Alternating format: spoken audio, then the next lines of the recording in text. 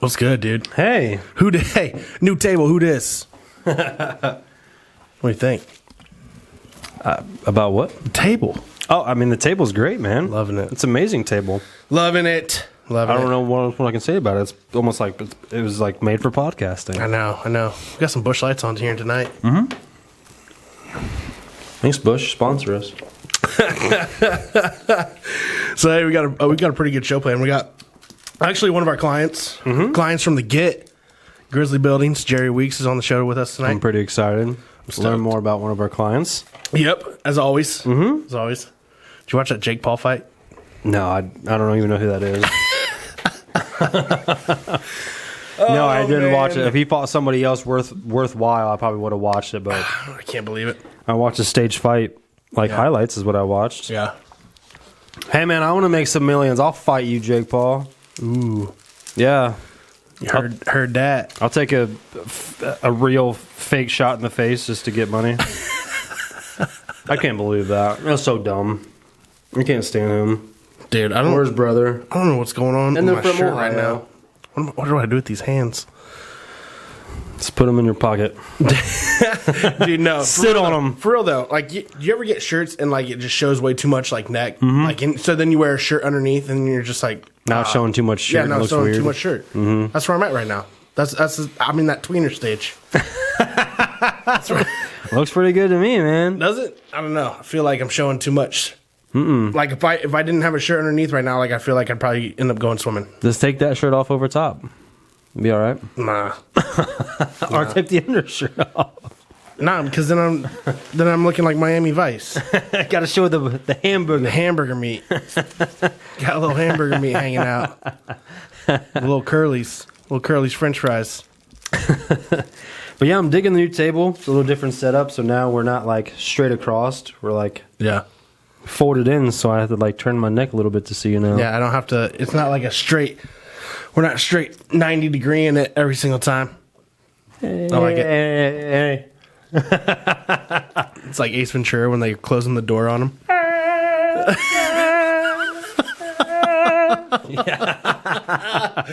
It's good stuff. I love it. So how was your weekend, man?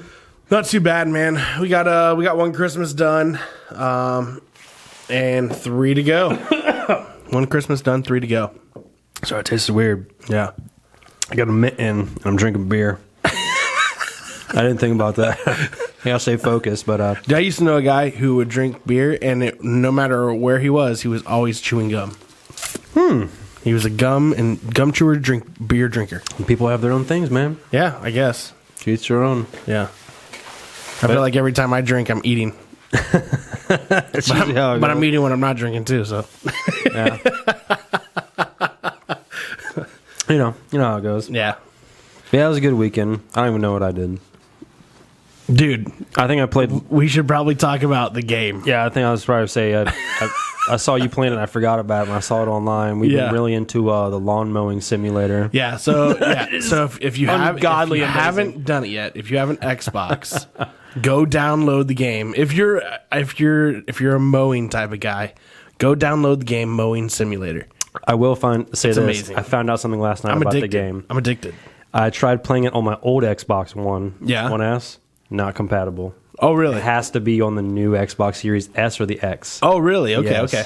So I tried playing on my other one. It's like, sorry, no. Dude, it's But it's really fun. So Build fun. your business, mow some grass, get Yeah. some different lawnmowers. Yeah, especially legit. Yeah, if you don't know anything about like growing a business at all, or like want to get into learning about business, it's also a great game because you start from nothing and you have to build your own business with one lawnmower. Yeah. That's pretty cool. And you start with like the shittiest lawnmower ever. Yeah, they give you like 3 choices, and you Like need to build up. And like you told me, so you get a choice between like I said either Hank Hill's there's a Hank lawnmower, Hill, Forrest the Gump, Forrest Gump lawnmower, or some like I don't even know what the third one is. That's It was what I like, picked. It's like a mulcher, but I don't know who drove that one. yeah. But you get Hank Hill or Forrest Gump. Yeah, I went with the Forrest Gump one to start my business with. It was pretty awesome. I started with Hank Hill. It's got the old steering wheel like It's right here, old. It's where your old. knees are hitting your chin. It almost looks like a golf or a go kart, Yes, racing go yes, kart. yeah. But it's a lawnmower. Yeah, but it's cool though. It's really fun. and I everything played it all week. Yeah, and everything's in pounds because it's a British game. It was made in Britain Yeah. or overseas, so Still, everything's it's in awesome. pounds. I was really excited about that game. Yeah, I don't know anybody who would pay me £1,300 to mow their lawn because I went and looked it up, and actually pounds are less than the U.S. currency. So like for $430, that's like $550 American. Oh wow. Yeah, I don't know anybody that's paying $1,300 to get their grass mowed, but okay. I mean, maybe if you got a really nice big yard, maybe. Yeah, I guess. But that's all I did all week. Getting raked. Yeah. I say I definitely am in the wrong business. Need to be in getting some pounds. But it's super cool though, because like you can go out, you have to like search through the lawn, and you have to find like objects like lawn gnomes if they're like laying in the lawn or whatever. You got to pick up all that shit. Or frisbees and stuff. Yeah. Yep. Like tennis balls, like dog tennis balls and stuff. Pick those all up out of the lawn, and then you go through and you can either choose to like start right away mowing, or you can do what I do, and I actually take my trimmer out first and I edge everything first, and then I actually edge a thick line around like the flower beds and stuff, so that way I don't have to get that close to them when I mow. See, that's interesting because when I switched my lawnmower to that water mulcher, the first 4 lawns I mowed never had an edge.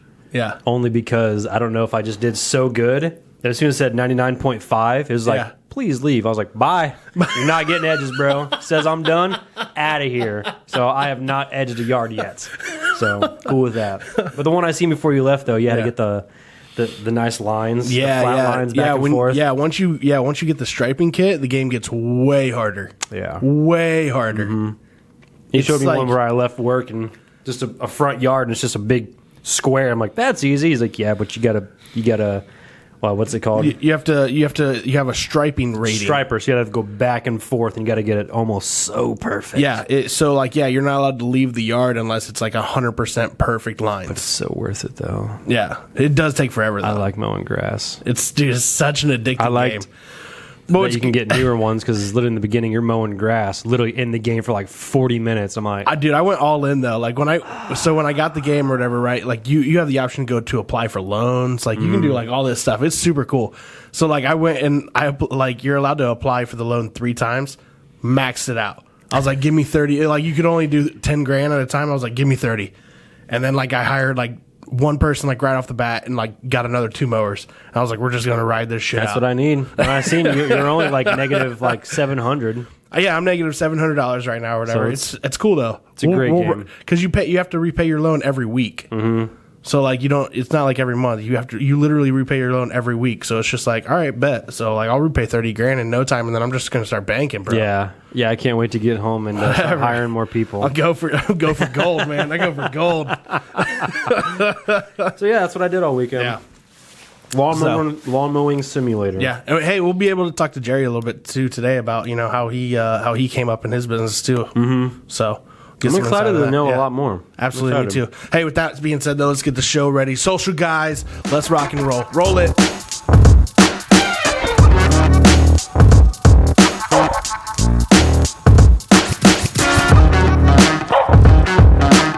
Hey, welcome back to the show, Social Guys. We want to thank our sponsor, Clue Studio, for sponsoring the studio. And welcome to the show, episode 25. Welcome. Glad you guys can be here with us. Absolutely. Welcome, sir. Oh, man. We got Jerry Weeks here with us from Grizzly Buildings. What's up, man? Yeah, I'm glad to be here. You guys, man, I've listened to a few of these. You guys had some great people on so far. Got some bangers out there. Yeah, absolutely. Yeah, a lot of people that are pretty reputable in the community. A lot of guys I look up to. So that's good, man. That's awesome. That's awesome to hear. Dude, what do you think about the new table? We got the new table in. I like it. You're the first one on it. It's personable. I got a good view of both you guys. I know, right? I know. You have to like lean over. Yeah, I'm almost in a daze. I don't know if I should look here or look there. I'll have to figure it out.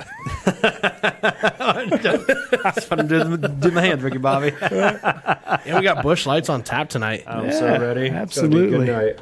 Sweet deal. Well, hey, let's get into the show a little bit. So, Jerry, tell us, and our viewers a little bit, and our listeners a little bit about you and kind of what you do.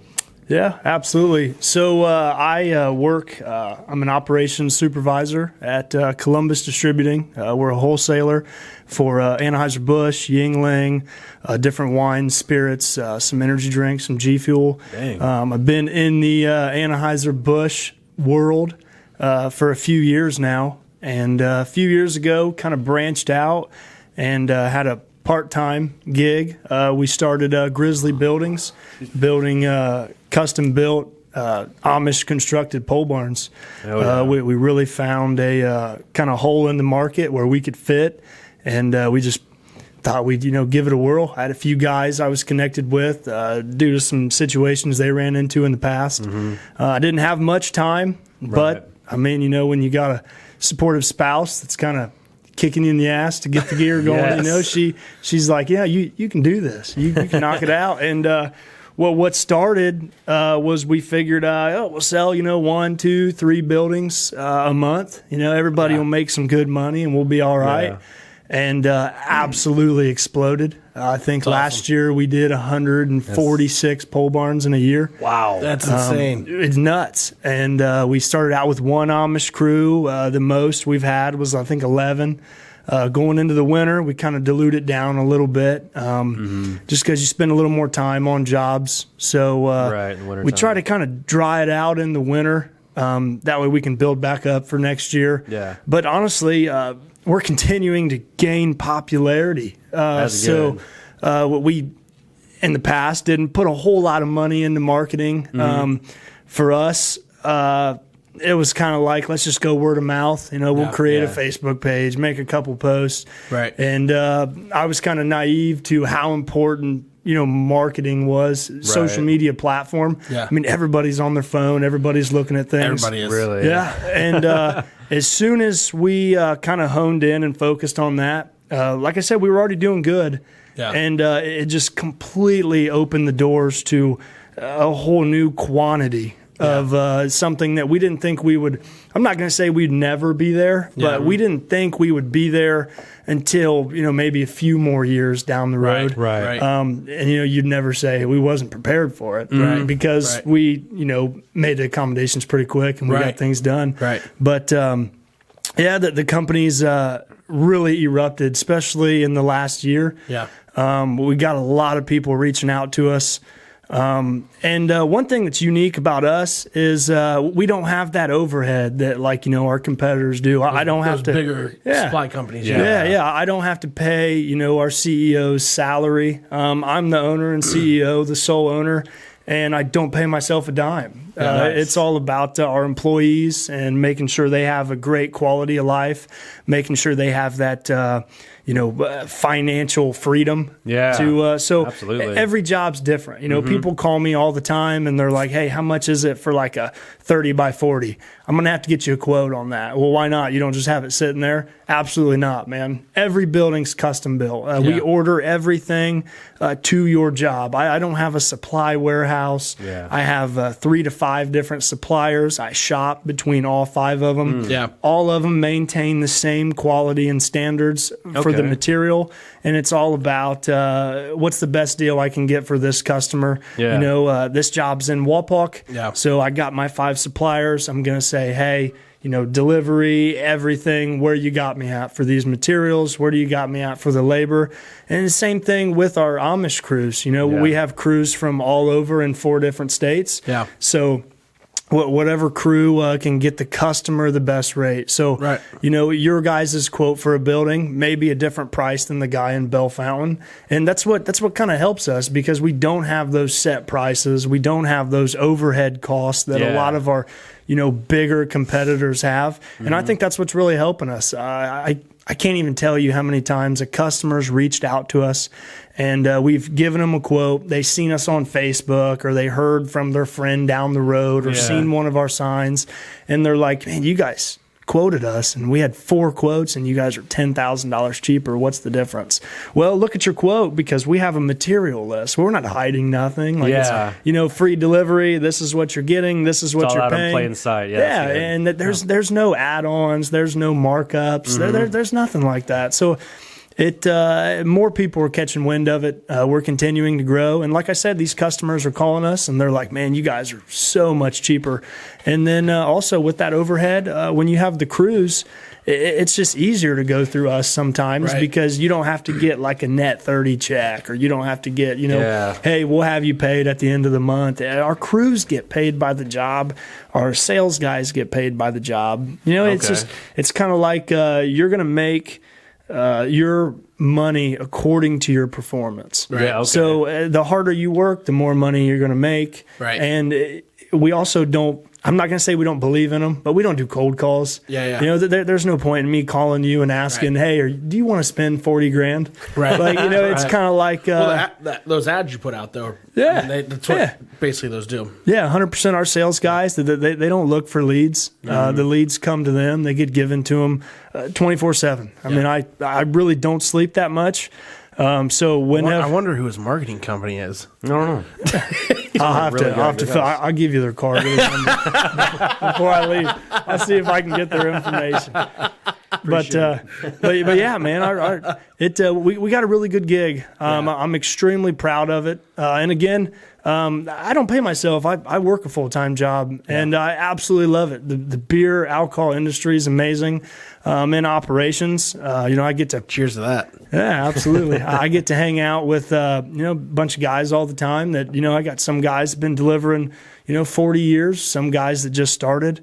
And it's just something I really enjoy. And, I heard your guys' podcast with Cameron from Easy, and he was talking about, quality of life. A lot of people make those jumps because of the quality of life. Yeah. And, man, I'm really focused on that. I want our employees at Grizzly to be happy. I got a guy right now, he's at the Browns game. He's probably not very happy right now. I get it. They just lost. But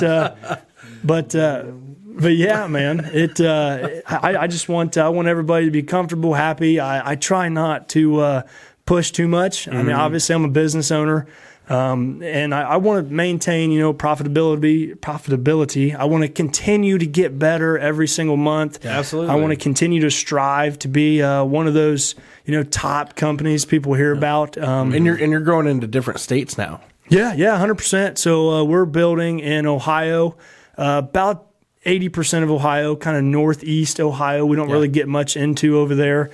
We're in Michigan, Ohio, Indiana, and northern Kentucky. Yeah. So we're all over the place. Coming out, Yeah. I ordered a truck, got it in, and it's 2021. And you've been getting actually leads from other areas that you don't even deliver to yet. Oh, yeah. Yeah, those are great conversations. Our sales guy will go through the whole forum, to get all their information. We'll get it input in, ask for their zip code, and we're like, that doesn't sound right. And we'll look it up. Oh, man. And we had one 2 weeks ago. I think the guy was from Florida. Yeah. He's like, and it was like a shed. Yeah. And I was like, listen, man, I'd love to load this thing up and bring it to you, but I guarantee you're going to be able to get it cheaper somewhere else. Yeah, but shit, in Florida. Yeah, but believe me, Jeez. if I continue to find avenues and things like that, we're going to make it happen. I was like, we'll make a trip, all right. Yeah, headquarters and everything down there. Yeah, it'd be easier. Especially right now, it's getting colder, so I'm ready to go. Let's load up. Yeah, let's go take some sheds to Florida. I'm all in it. That's crazy. I'm game. But that's cool that your name's getting all the way down in Florida, though, for someone to be like, hey, Grizzly Buildings. Yeah, and the crazy thing awesome. is, I was telling Treg about it earlier.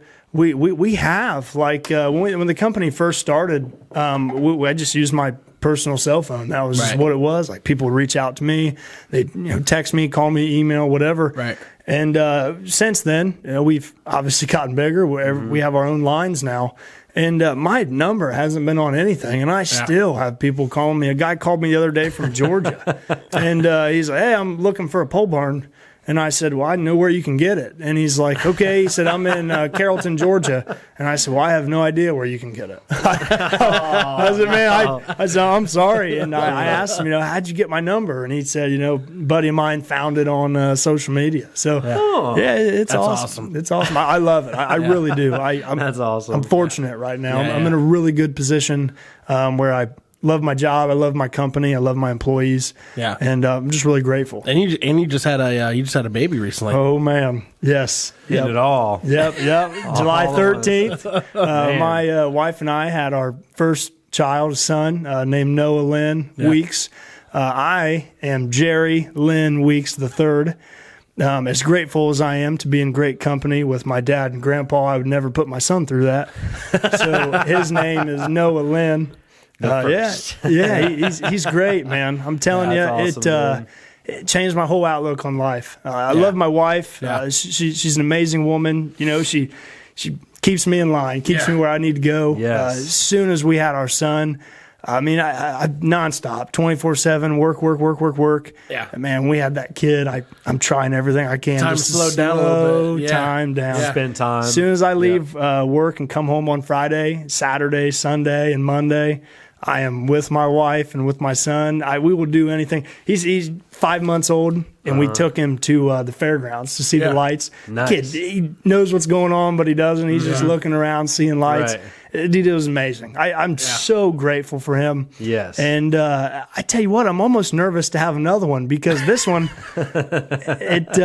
so Sarah, she'll, do the routine at night, 9:30 or so. She'll change him, put him in his little sleep sack. She'll feed him and he's out. The kid don't wake up till 10 o'clock the next morning. Oh, wow. Does not wake up middle of the night.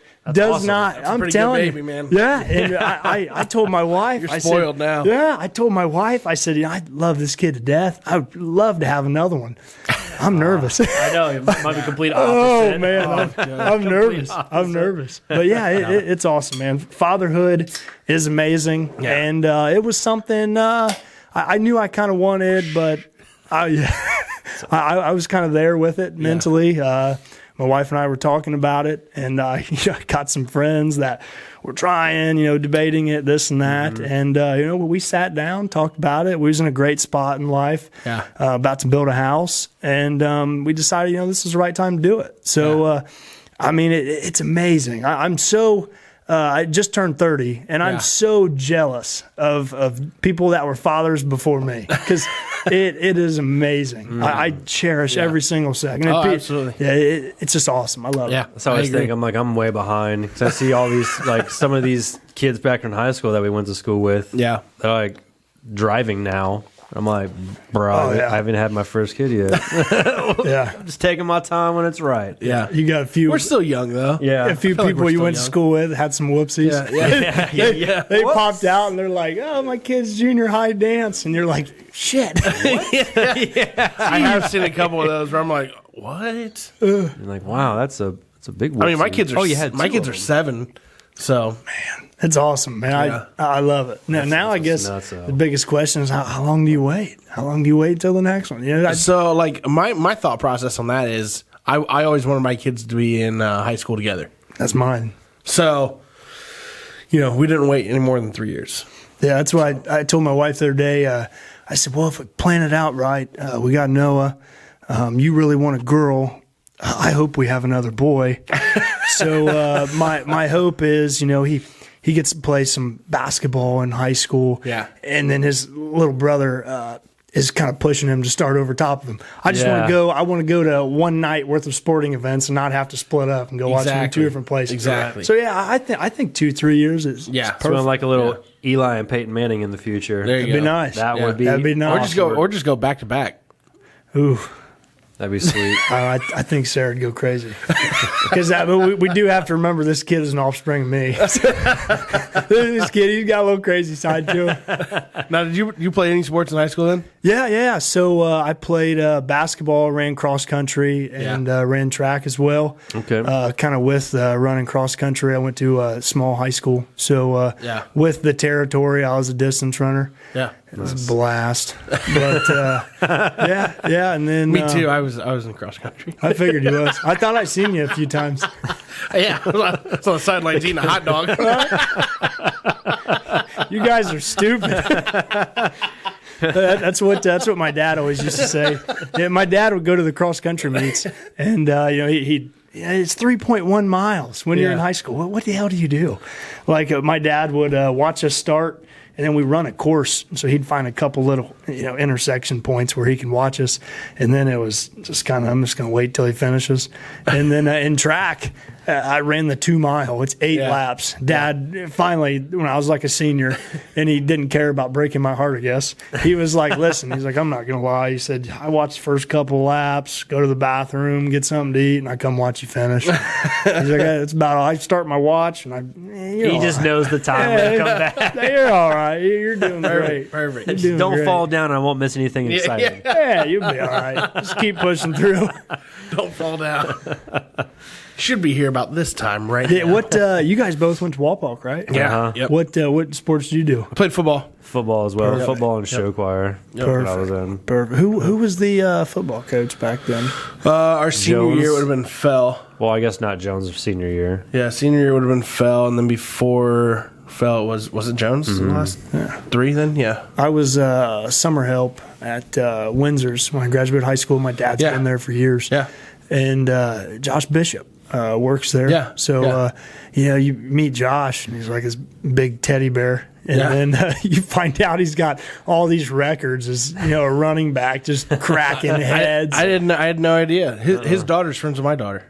Oh, yeah? Yeah. Yeah. I think Logan Erb broke some of his records. Okay, I believe so. Or, Jeez. one of the running backs for Walpock, within the last, I don't know, 10 years, broke his record. But crazy. he's phenomenal. So, with Grizzly Buildings, how long have you been doing it for now? 3 years. 3 years come December 27th was our first ad that we ran. Nice. Wife and I were in Punta Cana, and my phone was erupting. And like I said, when we started the company, that wasn't what we anticipated. We anticipated A slow roll. but what a great problem to have, though. Yeah, 100%. So just like a quick backstory, there was a company in this area, not going to put the guy down because he already catches enough flack, kind of ruined some relationships with some really, really good people, including some of my employees now. Yeah. Customers, deposits were taken, things were changed up, contracts were signed, and the customers were making the contacts and the calls to, hey, when's my stuff showing up? When's my building going to be done? Things like that. And no response, no answer. Damn. Just heard nothing. And then finally, the materials would show up. He'd finally get somebody there. The building would be built. You'd pay your balance, and not even a year later, a supply company's knocking on your door. Hey, none of this stuff in your backyard's paid for. You're going to have to write us a check, or we're pressing charges. We're going to make this right. So then they reached out to their attorney. Went to go after the guy. He had already filed bankruptcy. Turns out he had the company in his grandpa's name. So not only is he screwing over people, he screwed over his employees. Messed up from top to bottom. Yeah, and his grandpa. Just drug everybody down with him. Yeah. And I kind of helped him a little bit on the side, like selling some buildings or, meeting with customers, just if he needed some help. Right. And I had a really good relationship with one of his sales guys and stuff like that. So after this all happened, I had no horses in the race. I just helped him. I wasn't in financially or anything like that. So I mean, he might have owed me a little bit of money for helping him, but I didn't lose anything really, Right. except time. And I had those guys saying like, what are we gonna do? Like, this is our job. Right. Like, this is what we do. This is the only thing we do. Right. And that's kind of where the idea got kind of put in my head. Like, hey, maybe we should start a business and see kind of what we can do. And I kicked it around for a little bit. I had interest in it, but didn't know how much. And then, I don't know, we sat down one night and we got real serious about it. And I had the conversation with my wife, and it was kind of more or less, if you're going to do it, don't half-ass it. Like, go in and do it. Yeah, and, that's awesome. And you can do it, and whatever you need from me, I'm here to help you. Right. So that's kind of what So we you did. used to work at like almost the same spot, like what you're doing now. You just like, what? I think I can do it better. Yeah. I mean, I worked for Anheuser-Busch. And he reached out to me and asked for some help in kind of like a strategy, like how to approach things, sales, what he should target for, what he should push for. Yeah. And then like on like the operations side, which is where I have my experience at, how do we like logistically figure all this stuff out to save us. Right. And, we put a great plan together. So literally all I did is took that plan that he didn't listen to and just kind of put my name on it, your own, put just my name on it. Like, this is how you do it. Yeah, and like I said, we posted our first ad, I think it was December 27th. Yeah. And, man, it's been a crazy ride. 3 years later. Absolutely. I remember waking up in the morning here in the ocean, and my wife's laying there in bed, and I said, hey, I got to take a phone call. I have my laptop. I'm out on the beach, walking around, in the Dominican Republic, just hanging out. And I was like, man, I could really get used to this. Hell yeah. But yeah, I think awesome. I think in the first month we got, I don't know, I would say over 200 leads, just people, sparking interest, wanting, interested in a pole barn. And that's when we kind of realized, like, this was our plan and this is how we were going to attack. This isn't going to work. We're going to have to change it up, and we're going to have to. Well, that's the biggest thing about business, though, is always, adapting and changing. Especially when it's way better than you expected. Like, hey, you can't complain on having too much business, I guess, on a business that you want business. Yeah, so that's 100%. That's amazing. Yeah, and I think once we had Sarah and I had Noah, it kind of obviously it changed my approach because I wanted to spend more time at home with my wife, with my son. Yeah. And I brought employees in to kind of take. I'm not going to say the burden, but take the tasks away from me that I was doing, 7 days a week. It would be going to work early in the morning, and then I'd have to leave and go to Indiana, leave and go to Michigan, leave and go, Kentucky, wherever. Yeah. So I bring the guys on. They start doing that. Everybody kind of has their own category they take care of. And not only did it give me more time to spend at home with my family, but it gave me more time to where I was sitting at home with my family thinking about, man, I've been so focused on doing this. What if we branch out and do this and do this and do this? So, I was telling you guys a little bit ago, 2022 is going to be huge. Yeah. It's going to be great. And it's not going to be, it's going to be another branch of Grizzly Buildings. Yeah. But man, we're just planting a forest. Blowing the roof off. We're truly trying to go. I always have worldwide. And you can't give any secrets away yet, right? I can't yet. All I can say, Stay tuned, guys. Yeah, all I can say is, there's some patents we're working on. There's some stuff we're designing and creating. It's good stuff. Just big things are coming. Yeah, it's something. Hell yeah. It's something that We're super excited for you. Yeah, we could have a team that could be doing nothing but shipping in the whole United States. Yeah. So it's something I'm really hoping. It's looking good. So your people in Florida could get a shed. That's fact. They could be getting something. All right. I have good news for them. That's good. That is good. All right. Hell yeah, that's really good. Hurricane Grizzly. That's a fact. It's coming in hot. With all that coming on with Grizzly, though, so are you looking to expand the workforce at all there? Yeah. Like I said, I really want to focus on giving the best product price to all of our customers. So when I bring somebody else on, it's very well thought out. It's something that I really sit down and compare because we've been in business this whole time. We have a lot of equipment. We've built a lot of buildings. We have a lot of crews. We haven't taken out one loan. Yeah. Everything's been paid for up front. Nice. Even with our suppliers. We have it to where I don't have an account with anybody because I don't want to put myself anywhere close to the position that the guy that used to own a business similar to mine did. Yeah. To where I'm, robbing Peter to pay Paul or anything like that. Right. I really want it to be, your building is your building start to finish. Every penny that you put in, to our account is going towards your building, whether it be, labor, materials, or the small bit of markup that we have. And also that percentage that I could always pay myself or the small percentage the company makes, I still take some of that and it goes into our first responders and military discount. And it's something that I'm super proud of. Yeah, you guys push that pretty hard. Yeah, absolutely. Which is awesome. It's really an ad that I want to push at least once a week because, we wouldn't be here. We wouldn't have what we have if it wasn't for those guys. Absolutely. Whether it be a firefighter. And it doesn't matter if you're a volunteer, if you're retired. If you call me And I probably shouldn't say it on here, but if you just mention it, you're getting the discount. Yeah. Like it's not something that I'm gonna say, you're gonna have to give me a badge or you're gonna have to, show me a card or a picture or something. Yeah. Like, no, man, you guys deserved it. You earned it. This is Yeah. what you're getting. Yeah. And I'm talking some buildings, it's been thousands.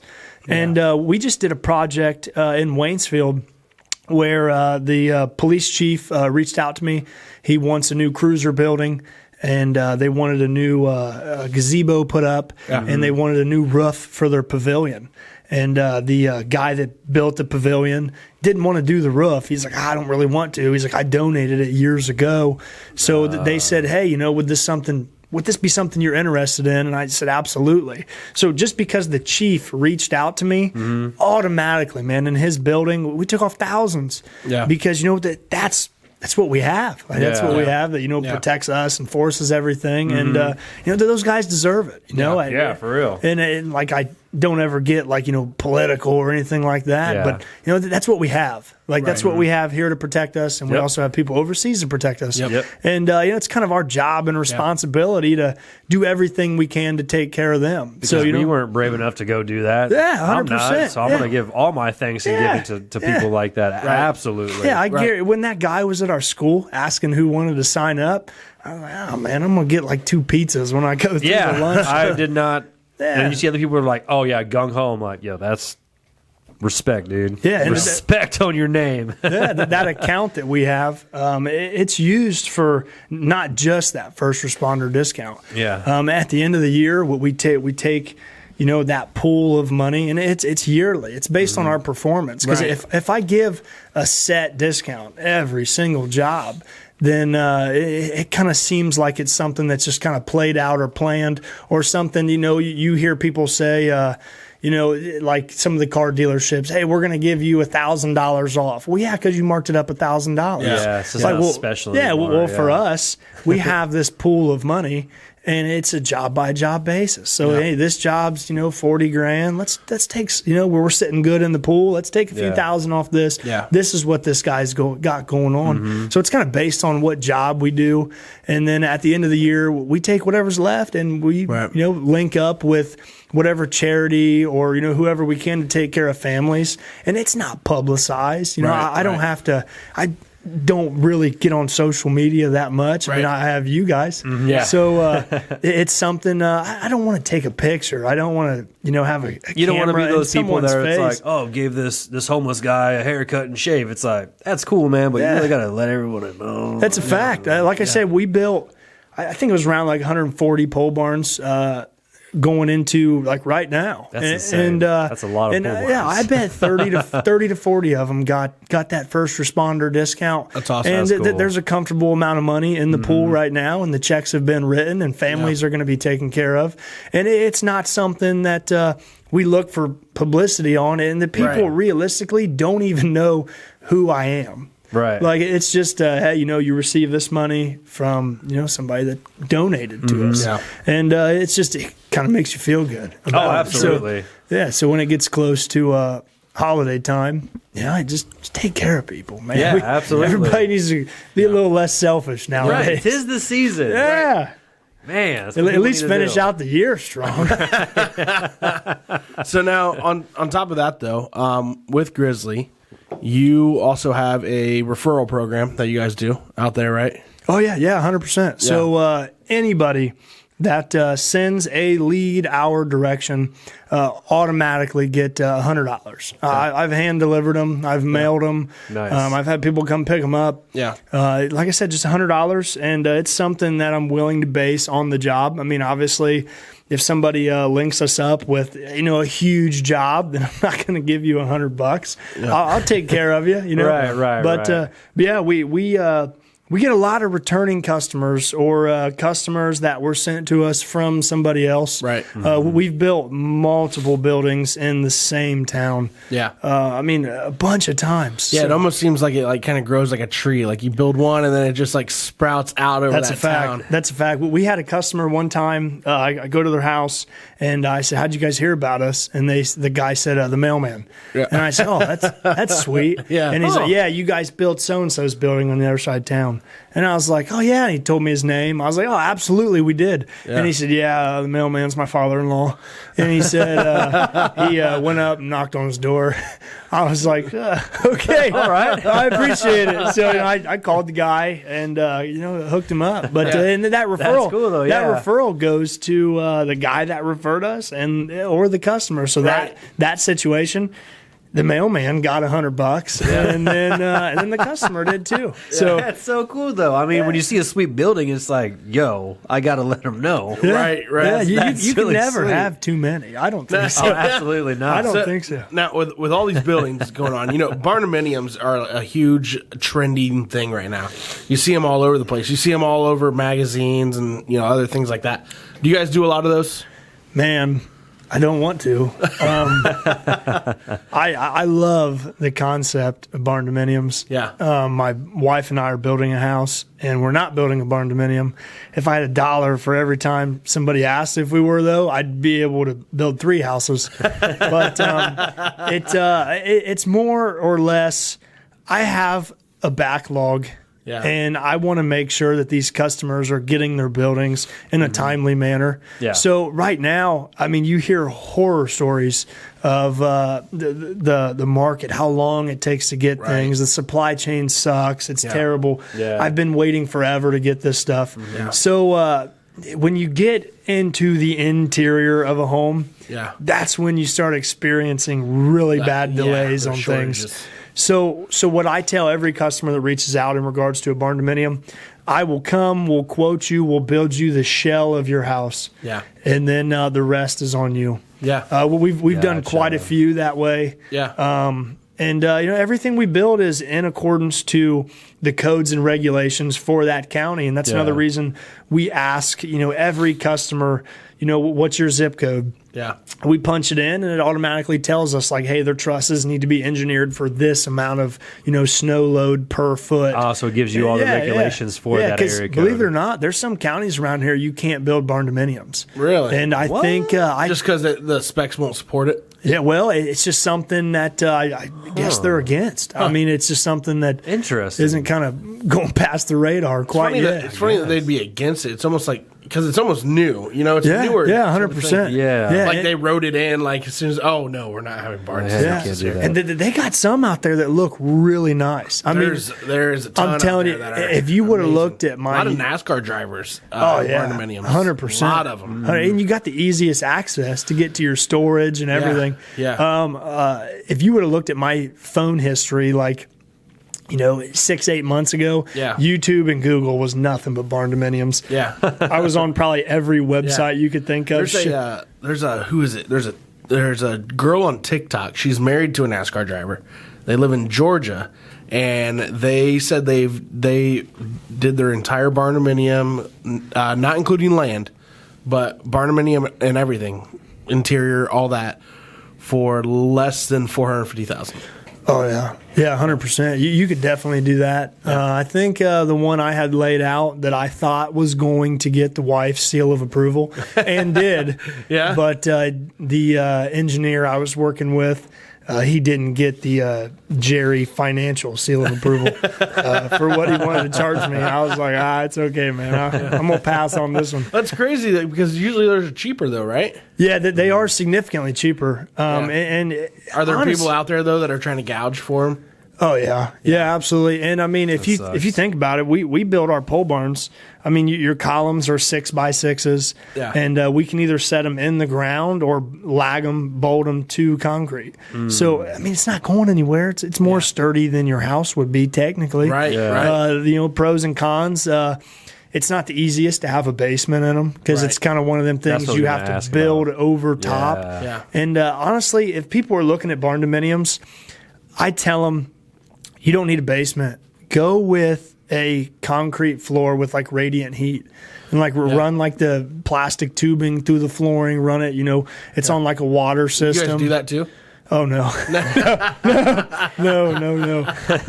We try to keep it simple. You just recommend it to them. I know a guy. Yeah, that's right. I know a guy. Yeah. Anybody that wants it, I have connections for you. That's cool, though, that you guys like offer, but like recommend other people to do that. That's cool. Yeah, and it's not something. Obviously, we get a bunch of people that ask for them. So I don't want to be the company that. I'm not selfish. Like I don't want to be like, no, we don't do them. Right. Call somebody else. I want to say, hey, we don't do them. We build the shell. But where are you located? Because I have some contractors that could quote you for the interior. It's more of a process that the customer has to take care of on the interior. Right. I can provide you with 3D imaging. I can provide you with, paper copies of the post layout and everything, like engineered drawings. You should also tell people though too, if you want a basement that bad, just add more. Add more first floor room. Yeah, 100%. Yeah. Or just almost like dig deeper, where it's like when you're walking into the place, you're almost like going downstairs, and that's your basement. Yeah, absolutely. It's just it's more of a I don't want to say it's more of a convenience for me, but what we pride ourselves on being professional pole barn builders. Yeah. I don't want you to spend all this money on a house that I'm 80% confident in. Well, once I hit the point where I'm 100, trust me, we're in. Like we will build them. but right now we're so busy. And it's just obviously there's a crazy market for it. We get ads and calls for it daily. Yeah. And which is it's gonna stick. It's gonna stick. We're gonna do it. But right now, I don't want to try to oversell a service that I'm not 100% on. Right. That's all. And all it comes down to is the interior. It's a lot of work. You got plumbing, electric, everything. Now, how about these exteriors, though? On not just barn dominiums, but pole barns in general. I mean, the exteriors on these things are getting more and more extravagant every day. 100%. Yeah, we're finishing up a building right now. I mean, you see a lot of these. Some of these have like all glass sides. Oh yeah. The building building over in Delphus that we're finishing up right now. I mean, it's finished. We just got to get our pictures, and we'll get it on our Facebook page and our website. Beautiful, absolutely beautiful, incredible. But it's kind of Pinterest kind of haunted me a little bit. The guy, the family's great. They're terrific. I'm great friends with all my customers, but these guys I'm really close with, and I never knew them before they called us to get a quote. And the building's phenomenal. The guy wanted a quote. He builds an amazing building. We quoted it. And then Pinterest came in. And then he sent me the link that his wife sent him. And, board and batten siding. Like getting way extra. Oh, man, these eyebrows underneath the peaks. Holy crap. And, the supply chain doesn't add anything. So you wanted black painted windows and black doors. Well, good news, it's on a 7-month back order. So I'm going to put this white one in until I can get it. But it's a beautiful building. It'll be up. We'll have pictures of it. This week it's finished. Cool. We just had to go back and make a few little tweaks here and there. We kind of did a different process. We had another company we contracted, poured the concrete for it. So we lagged the 6x6 columns. They're actually 3 2x6s glue laminated together. We lagged them down and bracketed them to the concrete. So it's just a different process of setting your brackets. And the concrete guy had a few spots that just had a little air underneath them. So we went in and kind of sealed them up, things like that. It's not something. If there's the slightest error on your building, that's something that we can fix or create. We're not perfect. If something needs fixed, we're going to fix it. We had a customer will call. We offer a 50-year craftsmanship warranty on all of our buildings. Wow. So, and like things included in your quote are, we have a vapor barrier on your roof. That's an added expense if you go with one of our competitors. It's just something that we just add in. And realistically, if I'm giving you a 50-year warranty, I'm not giving you the option to take that off. Because I don't want moisture getting underneath your roof, creating leaks and things like that. In 3 years, we've had 3 buildings that the customers noticed a small leak. There's thousands of screws in these buildings. So, we missed one. We put it in, it went in a little crooked.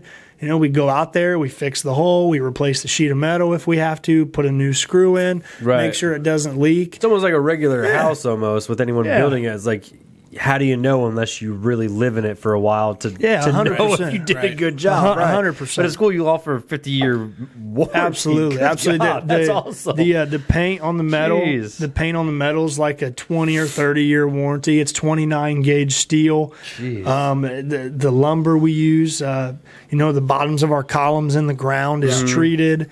I mean, we don't skimp or cut any corners. Yeah. And a lot of people say, so you're giving me all this. And, it's treated this, it's engineered this, and how are you cheaper than these guys? Well, I mean, you're not paying my salary for one. You're not paying for the last guy's job. You're not paying for 40 guys' salary. Do you actually Do you actually have people that actually ask you like, how are you cheaper? Oh, 100%. Yeah, all the time. I'm sorry, but I would not be that guy. Like, if I do a lot of research and like one guy's cheaper, like I'm not asking that guy like, how are you cheaper? I'm just like, well, okay, he must not done the research I did. Definitely going with that guy. And like I said, if you pull up your quote, I don't give you a quote. Like if you call me and you say, hey, I want a 30 by 40 by 12 building, 2 garage doors, a man door, wainscoting, I want all this. Right. And I'm going to send you a quote. It's not going to say Just 30 one by price. 40 by 12.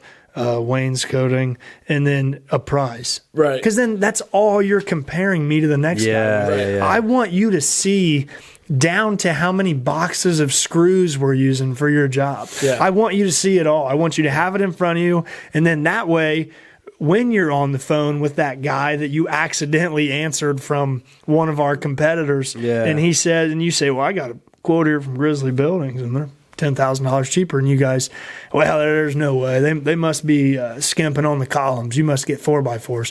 No, these are 6x6 glue laminated columns. Everything. Yeah, and they're like, well, they don't have a vapor barrier. No, man, it's right here. It says it. I wonder what gauge steel they're using. It's 29. Hey, Damn. anything else you're looking for? But man, just fax this to you. so many times, man. That's cool though. That's happens. awesome. Yeah, we're truly we have nothing to hide. Yeah. Man, That's gotta make you happy though a little bit. Oh yeah, like 100%. that you got it like that. You know what I mean? Yeah, I love it, Yeah. man. I really do. I enjoy it. The business is fun. The people are fun. Yeah. The customers are awesome. Yeah. I had it set up to where every single contract signing we did, I didn't care who sold it, who did it. I was meeting the customer. Yeah. Like it was my, prerogative. I am meeting every single customer. I am the face of this company. This is how it's going to be. And that's how it's been this whole time. Unfortunately, we're deviating away to where, we brought on Tony now, and he's... it gets hard. I mean, it gets hard for you to be everywhere at once. But I mean, Especially as you're growing. Yeah, 100%. And mark my word, I will be there. Like, you will meet me at some point eventually. in time. You will know who the face behind the business. Every time. That's cool though. Yeah, and I don't shy away from conversations. If somebody's working with the sales guy, or if they're right now we're having supply issues, right? And customers will call and say your sales guy's telling me it's going to be another 2 weeks. It's been this time, and I say it is. Like I have a call 2-3 times a week with our suppliers. And I just have a list. I'm like, hey, where are we at with this guy? Where are we at with this guy? Where are we at with this? Right. Yeah. And, unfortunately, some of them, my answer is not even on the schedule yet, dude. Yeah. Like, that's just where we're at. Just so far behind, Yeah, and I'm up front with the customers, and I tell them, hey, this is where we're at. And one thing, I mean, our lead time, we have enough crews where our lead time is just based on when we can get materials. Yeah. Right. And to give you guys an idea, we have a customer outside of Walpock native, and he's getting a pole barn. He went through, I think I ordered his materials 6-7 weeks ago. Yeah. And he called me and said, hey, I'm closing on my, my refinance stuff's all going to be done. I just wrapped it in here. Yeah. So I'll have you a check. And I'm like, I won't have your materials until the 12th. That's when delivery is scheduled. And I literally text him that today, which in all reality, our lead time's still fast. Like, I was I mean, about to say January 12th. yeah, January 12th That's still is pretty quick. what we're That's looking really at. quick. Yeah, so I mean, I'm telling people now, I tried to be at 4 to 6. We had some supply issues. The market went crazy. Lumber went up. That was everywhere. Yeah, lumber went up. Metal went up. Lumber went down. See, that's the metal's thing with still those up. people, though, that they just don't understand. They just think, they work their business, but they think, like, okay, we just spent a bunch of this money to get a 100%. pole barn. We need it done as soon as possible. It's like, yo, you and everybody else. Like, Yeah, you gotta understand, 100%. like, you're checking every day with the suppliers, but really they're just like, they think you're saying, like, hey, I check with them, but really, you probably didn't. Yeah, Like, no, I'm constantly Yeah. working my ass off to get your pool barn to you. Yeah, I promise. I am putting the heat on them. And there's a reason we have, 5 Right. different that we can pull from. Yeah. And it's just, man, it's how the world's turning right now. Oh, absolutely. I mean, it's nuts. And on the flip side of things, if it's something tedious, like we're building a barn dominium right now, and like that, people will put the stone on the front Just of the their shell, house, right? Yeah, just don't ask me to do the rest. So, that stone people put on the front of their house. Yeah. like well, a this guy, we ordered the vinyl stone. Yeah. And dude, we still don't have it. Like it's the building's done. He's Right. working on the inside. Extremely frustrated. I'm extremely frustrated. But at the same time, we have our buildings broke down into payments. So his final payment definitely outweighs the cost of this vinyl stone. Yeah. So, and I told him, I said, hey, you know what? I get it, but I want you to think about something. You're waiting on this 40 foot of stone. I'm waiting on your last payment, and you're not paying that payment because I'm not making you or asking you to Right. until it's done. Until it's finished. Yeah, right. when I pull out of your driveway, I want to stop by because you invite me, or I'm just in the area and I've got a customer with me to check it out. Right. That's it. I don't want to have to come back and finish things. I want the building to be done. Right. I want to do a walkthrough with the customer. I want to receive. He's got to final understand that. payment I and mean, be with done. all the shortages and stuff that's going on. That's what you try to have everybody getting probably know. You probably want to let everybody know, like, yo, I'm doing the best I can of what I'm given. Well, I mean, how'd you guys fare during that lumber shortage? They said, Man, you will never believe it. Just like COVID, as soon as it came out, crazy. Yeah. Like, I'm talking like people were buying pole barns left and right. almost in the same capacity they were buying toilet paper at the store. damn. It was nuts. Yeah. Like people were like, I want to hurry up and get this before the prices go up, but go ahead and here's my deposit, lock me in. Damn, that's and I'm crazy. I'm like, you got it, man. Like, you're locked. Yeah. But it didn't slow down, and I think it helps. I try to put myself in the buyer's position. If I'm reaching out to a company, and then the prices drop within the last 2-3 months. The lumber went down, but metal went up. Oh, did it? And that's something not very many people talk about. Right. But it did. Metal prices went up, and luckily we were locked in. They still went up for us, even though we were locked in, but not as much as everybody else. Yeah. But I try to put myself like in the buyer's position. Absolutely. If I'm looking to buy a pole barn, what experience do I want? I want to talk to somebody that obviously knows what they're talking about. I want to talk to somebody that's personable. Yeah. Like, my wife or myself might need a little bit of a visual. Right. So if you go to our website, you can build your own building. That's the coolest thing you got, man. Yeah, it That really is one of the coolest It's things ever. really easy too. Once you just go through and look what each of the little tabs do. Adam's built like 7 barns. I think That's awesome. I think he builds like 7 barns a week. He's probably on like number 49 Just wait till we right can now. grow, so we can give you a quote on that, so we can get our RMG building going. Like, all right, I'm Trey, in. lay them out. Which one do you want, buddy? Yeah. I'm in. But yeah, I want people to have every option possible. Yeah, I want them absolutely. to have a great experience. If they're talking to our sales guy and they're like, hey, this is kind of what I'm looking at. This is what I'm thinking. Yeah. I want them to hit the website. I want them to check things out. Yeah. And design your own building. Take your time. And it's not hard. Don't rush through it. Yeah, for the listeners out there, this 3D building designer is listed on buildgrizzly.com. It is not hard to use. No, and It's that's not, it's right on the front page. Just go down to the bottom and it's right there. Yep. Yeah, Customize exactly what you want it to look like. You would not believe, before I involved you guys, how many I looked at. Yeah. I looked at so many, and then, like I said, I tried to run the processes as far through as I could, and then once I got it to where, hey, this is what I think I want. This check marks all my boxes. Treg, what do you think? How easy is this going to be to, pop on the website? How easy is it going to be for you guys to use on, the social media platforms? Yeah. If you give me the green light, I gave it the green light. Yeah. And then I know you know. Yeah. I pass it to you. I said, hey, I emailed the guy. I said, hey, bud, we're in. Treg's your man. Whatever Treg needs, man, just give it to him because am out. We knocked it out in about a week. Mm-hmm. Yeah, it was up and running fast. Yep.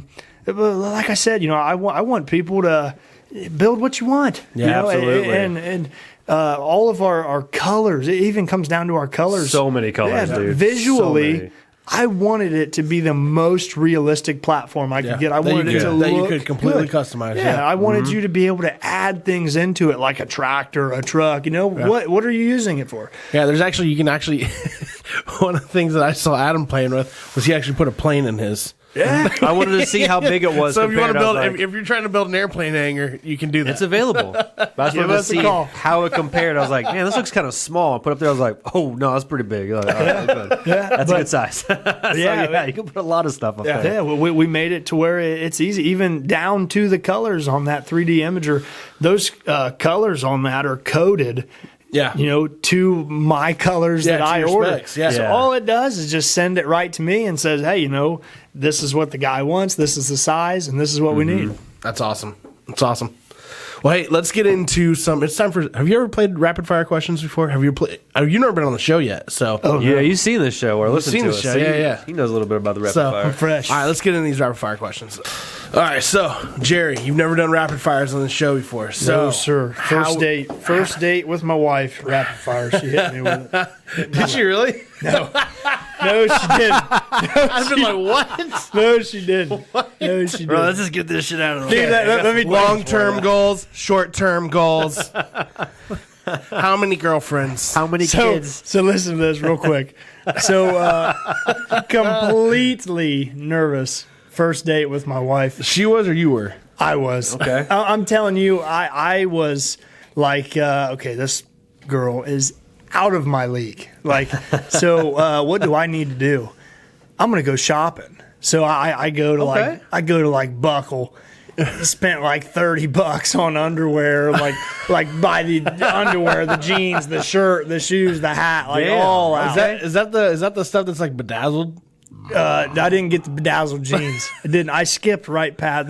They like hound you there. Like you're in the fitting room trying on a pair of pants, and they're like, "How do you think about those?" And I'm like, I don't really like them. Well, then 6 of them come over the door, and they're like, "Well, try these. You'll like these." And I'm like, "Well, I don't remember which ones I tried on first."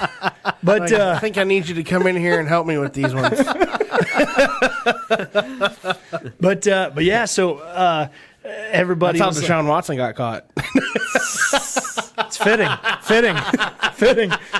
So everybody's like, we met playing softball. So I was working. A guy said, I played softball, men's league, and a guy said, hey, catcher? No. Outfielder. She's faster than probably all 3 of us put together. I know she's faster than me. But you ran cross country. I ain't even got to look at her. You ran cross country, though. Well, I told you. I told you I watched with a hot dog. So so the guy said, hey, man, can you come tonight and play co-ed? I'm shorthanded. And I was like, no, man, I don't really want to play co-ed. Like, I think I'm going to pass. And then he kept hounding me at the end of the day. I said, I'll tell you what. I said, if you still need me by the end of the day, I'll come play. Yeah. So totally against it. So he still needed me. I show up. As soon as I'm walking up to the dugout, I see this woman coming into the dugout, and I'm like, man, like she is gorgeous. I mean, she's hot. And then I get up there and I'm like, oh, this is my team. Well, this isn't bad. and then come to find out I'm playing left field and she's playing left center. And I'm like, it couldn't work out any better. Yes. So at the end of the day, I walked up to this guy and I'm like, hey, you know what? I had a lot of fun. If you ever need me again, just text me. I'm your man. Yeah, Yeah. you know what? I'll be here next week. Yeah. And it turns out she actually got picked up that day too. And then, the love and romance continue. But yeah, That's cool. She's a great woman. So that was your guys' first time doing co-ed. Yeah. Well, I think she said she played a little bit like 1 year before. But that just happened to be like a pickup game for her. Yeah, Hey, last minute we need, like, okay, Yeah. cool. The guy needed Interesting. another girl, and then he needed another guy, and he ended up picking me up. And somehow she got picked up to play on that same team, and we played that whole season together. Then I put a team together for the fall league, and I brought my buddies that played men's league over. Yeah. And everybody got into it. And my boss now, the director in Columbus, he's actually one of the reasons we're together. He's like, dude, like, what are you doing? Like, you guys are like flirting with each other the whole time. Like, take her out. So, I get everything set up. I go to take her I out. thought it was going to be opposite of that. Like, dude, what are you doing? Get your head in the goddamn game. You're playing like shit. You just missed 4 fly balls. Everybody said she's incredibly fast. Yeah. So, like, she'll get. She caught those 4. Oh yeah, she called it. She backed me up. But like Right over my head. She was right behind me, though. she's like, I got it. Smack her. Get on out of there. But yeah, we'd play and like I'd hit one and get on like first or second, and then she'd come in and get one, get on first or second, and they'd be like, man, who's faster, you or her? And I'd always be like, I'm faster, but we don't race. I'm not racing her, but I know I'm faster. But yeah, I mean, she's great. We had that first date, and going into it, I've always been like you don't need a plan, you know, it's gonna happen. Just go into it. You were all buckled up, though. I was strapped and ready to go. So I had no idea where I was taking this girl. All I knew is she was out of my league, and you better do something nice. So we end up going St. Mary's, and I'm driving around. I'm like, we're having a Go to the bowling alley? close. So we go over, and I was like, all right, let's look for a spot to like, get out and walk a little bit. Yeah. So I end up, turning.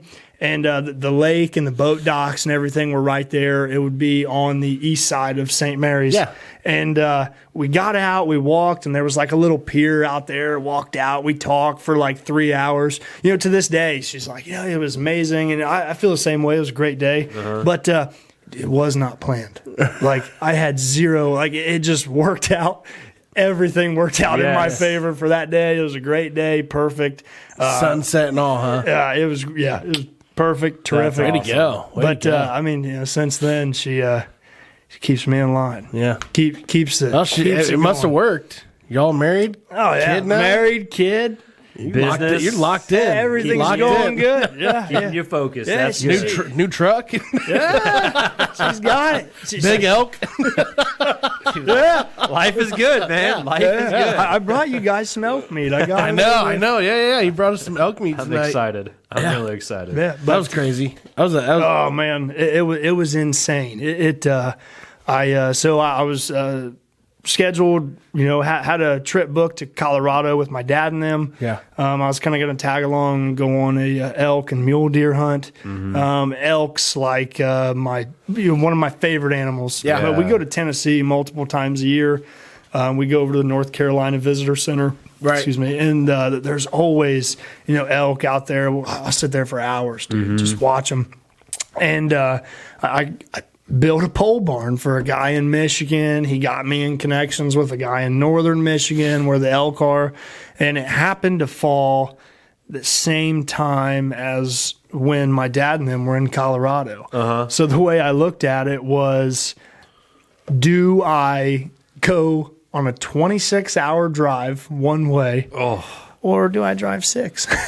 Straight up north. 6 all day. And I picked the 6-hour route. Met my guide when I got there. We went out. He he made some calls. I made some calls. He did the bugling. I made the cow calls. And we heard a lot of elk. We've seen a lot of elk. They're incredible animal.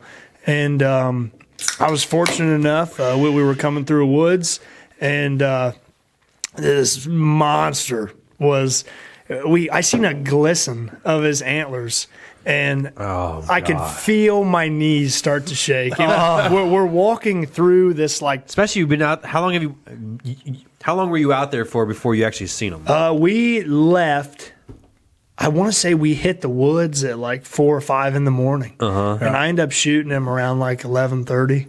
Damn. So we were out there for 5-6 hours. Yeah, just walking. And did you see any other elk too before that? Yeah, too? a bunch. And you didn't take no shots, just waited for that one. The guide had a few that he said we were going to take. He's like, we're going to take. I got 3 out here that I've seen. I want to take one of these. So he was 3. already tracking. Yeah, he's like, we just gotta find them. So all day, I'm talking sitting at a tall hill, and you make a couple cow calls, which is just like a little bleat sound, and then my guide gets out his bugle tube and makes a loud bugle sound, and you're just listening, and you hear responses, and you hear them, and you're just waiting for this monster animal to come right out of the woods into the opening, but it never happens that way. So you get up and you keep walking, but we end up coming to a forest part that was all pine trees. And I'm talking pine trees that were this big around, and they had rubs on them from these elk's antlers. Jeez. So we're walking through, and it was the pine needles were down, so you could walk really quiet, really easy. Awesome. Because you want to be quiet, because we were doing a spot and stalk kind of technique. What was the temp up there? I think when I was there, I want to say it was in the 40s. I shot it about a month ago or so. Was it pretty windy? So it was just prime weather. It was perfect. It really was. Was it windy? Not really. So you don't have to stay downwind or anything to not at all. And the woods was so thick. We were fine. There was a few times we came to some valleys, and the guide kind of checked the wind, and unfortunately we took the longer route than the shorter. But I mean, I was really in it, and I talked to Sarah before I left, and I said, listen, I really, really hope I get one. But I'm really in it for the experience. Oh, absolutely. And seeing nature, just being out and being out with it. Amazing. Yes. Like the deer up there, just as big as whitetail here in Ohio. And, I got really close to a few monsters, ended up shooting a buck too. But we were coming through that pine forest, and I look, and the guide says, let's get to the end of this woods. We'll sit down, we'll eat some lunch, and then we'll go back at it again. Yeah. And I was like, perfect, man. I'm in. And I got my book bag, my binoculars, my rifle over my shoulder, and I had a monopod. So I'm kind of using that as a hiking stick, and my guide, he'd use it as a hiking stick. And we get, 125 yards to the ends of the woods. And I look to the left, and I see a glisten of just 2 antlers this wide, turn. And I was like, I stopped, and I said, there's an elk. And he looked, he waited, and he's like, that's your bull. He's like, we waited probably 5-10 minutes. It felt like 3 hours. Yeah. And we're just watching this thing just turn. So I'm guessing maybe he heard us a little bit, caught a little bit of wind. I don't know. Right. But he's looking around, peeking for us. And the guide's like, listen, he's laying down. He's like, I want you to drop your book bag. I'll hold it. And he's like, march your way up there. Have one in the chamber. Pop up over the hill slow and be ready, because he's going to be 15 yards away. So, dude, I'm 15 yards away? Nervous. Oh, my God. So I'm like, okay. So I take the book bag off. I don't have my range. And these things are huge. Oh yeah, mine was just under 1,000 pounds. Wow. We got a picture we can put up for everybody on here too. Yeah. We'll trying to make a note of that, because that's the same one you showed me earlier. Absolutely, it's the same one. See, I was waiting. I saw it. I just didn't hear the story, so that's why I'm getting really excited. Yeah. So I'm so creeping up. I range him. He was just over 100 yards away, because he's kind of in the corner. And I get probably 60, maybe 80 yards away, and I watch these antlers, who are supposed to be sitting down, laying down. I watch the antlers start moving. Oh, and, no. it was like Jurassic Park or something. Yes. Like I'm like just waiting In awe. Yeah. And man. I look back at my guide like some little kid that just broke a window. I'm like, what the hell do I do now? Like, I don't know what to do. and the guide, you know, he's real slow. He's easing up behind me. And he's like, listen, he's like, you got 2 shots. He's like, or he said, there's 2 things going to happen. He's like, he's either going to get to the edge of the woods and there's a watering hole in the far right corner. He's going to walk down the center of that valley and you're going to have a perfect broadside shot. Or he's going to go straight back to the other woods, which is where we seen the cows at a few hours ago, and which is the females. And he said he's going to go straight back because we're in the rut. Yeah. And he said he's going to go straight back, and you're not going to get a shot at all because one thing he said, we will not wound an animal, and it's something you don't want to do anyways. No, you want to kill them. Yeah, absolutely. You want one shot. I understand sometimes it takes more than one, but you want it to be one. So I'm like, all right. So I start, doing the best I can to creep up through the woods. I got my rangefinder, I got my binoculars, I got my cow call around my neck, and I got my rifle and my monopods in my left hand. I shoot left-handed, and I'm creeping through, and I start to see his body turn towards the watering hole and going towards the ravine. So then, the nerves are on high, and I can hear my heartbeat. Like, Yeah, I'm like, it's almost man. this is the shot. Do I take it? Yes. If I shoot it, do I miss? 100%. And It's so awesome. so I'm creeping up, and I get a perfect opening, and I'm like, all right, I'm going to take it. I range him. He's at like 115 yards, 110 yards, because he kind of circled around and went towards the middle of that opening, which was probably, 400 yards wide. And the watering hole was in the corner, in the back corner. So I set up my monopod, and I get my rifle. I'm looking through the scope, and I see his head, follow down his neck, get right behind his shoulder, and he gets right into these tall weeds where I couldn't get like the perfect shot that you want. And so I waited. I'm following him with the scope, waiting for the opening. I got the cow call in my mouth so I can hit him with the cow call, and he'll stop and look, and I'll get my shot. And as I'm looking through the scope, it goes black. And I'm like, what? So I back up, I open my other eye, and there's this huge walnut tree that's split. And I was like, I'm going to use the tree. So I duck down, and I get all the way up behind the tree, pop out to the right of the tree, and I range him. I'm leaning up against the tree for more stability. I got the monopod set up with my right hand holding it. Get the rifle on. I range him 84 yards. He's just walking. I could feel my heartbeat through my fingertips. Oh my God. I'm talking like you get buck fever when you're hunting, the big whitetail bucks around here. Dude, I was shaking. And I swear I could hear him step, but it was probably just like my heartbeat. Like I was all over the place. And so I lift my cow call up, put it in my mouth, hit him with a cow call, and he stops. And I'm looking through the scope. I got the crosshairs perfectly on him behind his shoulder. Excellent shot. I shoot a .308 rifle, so 84 yards. I had it sighted in at like 135, 150 at the one line, so I'm good to go. I know I got him.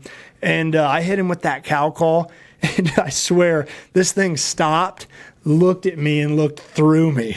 Like, I was like, oh, God. So, pulled the trigger, a little bit of smoke's up there, smoke clears, 4 or 5 steps, toppled over, done. Oh man! I turn around to look at the guide. The guide, he was probably in his 60s, and he is yelling. He is jacked. He is jacked. That is awesome. And I'm jumping up and down. He comes up, gives me a hug, and I'm standing there, and he said, you smoked him. He said, he said, you could not have put that shot in a better spot. Yeah. So that is awesome. He said he's going to start walking around, and I had my phone on me, so I wanted, I popped a picture of where I shot him from. I turned around, took a picture of where I came through the woods, and then this guide I had, like, he's in his 60s, a smaller guy, and we get up close to the elk, and he's like, hey, you stay back here, I'm going to get up close to him. And he said if he's still alive, he said, I've lived longer than you. I was like, you got her, man. You Nice got guy. her. Thank Yeah, you. you got her. By all means, Yeah. bud. And beautiful animal. I had it. I'm having a guy down here mount it. I had a company up there process it for me. I went back up and got it. 340 pounds of meat came out of it. Yeah, and I brought you guys some burger and some New York strips. Nice. Thanks, man. He said it was 1,000 pounds total. He was just under. I think they said 980 is what he was at. Wow. Yeah. God. So what we did is the guide, obviously, he told me, he said, hey, out in the field, they'll gut it, clean it, take the hide off, all that's cape it out for you. But I told him, I said, hey, man, I want to do this. Like, this is my experience. Like, I want to actually help. And he's like, oh, he said, have fun. By all means, yeah. So he helped me out, and we caped it out. So you pretty much, obviously take off the head so you can get your measurements and all that stuff, and then roll the hide up, and we got it packed out. And he called for a guy to come with a razor. The razor wouldn't, because we had to pull. He was in a hill, and his head was downward. And when I gutted him, we wanted him the other way. Okay. That way gravity would help us when we split the legs and gut him out. Everything would fall downward. But you couldn't move this thing. Like it wasn't 980. Yeah, it wasn't happening. Especially me and this guy. Yeah. He's like, this guy's 100 pounds soaking wet. Like it wasn't happening.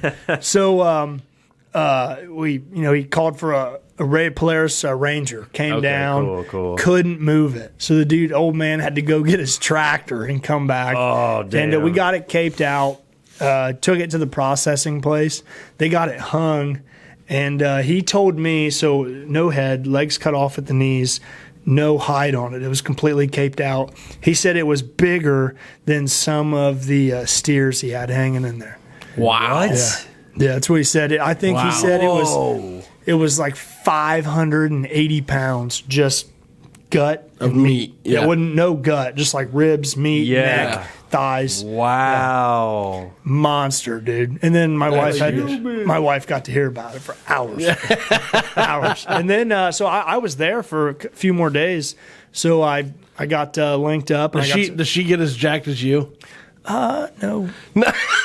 Show her the show when I like watching his Meat Eater. Oh, I watch it all the time. Oh. Steve Ranella. Yeah. Well, that's why I was thinking, like you said, just under 1,000 pounds, an old boy's got to usually chops it all down right there and carries it. I'm like, and packs he's it out. Not doing that by himself. I listen to those guys all the time. Yeah, that's a great show to watch. So my wife, awesome. when I sent the text, I took a picture of it and I sent it to. I took it from a distance, and all you could see was the top of his body and an antler sticking up. And I sent it to my best friend Junior and my wife. And my wife, she texts back something like, I feel bad for the elk. I was like, poor guy. Come on now. But I mean, we've cooked it up, and we've eaten the roasts. We've eaten. How'd she like it? It's phenomenal. She's like, poor elk. Yeah, she hasn't since it's been cooked. She hasn't said that once. Awesome. Yeah. Okay. But I mean, it's phenomenal. That's like when I do something or whatever, like that I think is like super cool. I'll text my wife. I always get the, "Oh, good for you." Good for you, little fella. No idea what's going on. I'm like, thanks.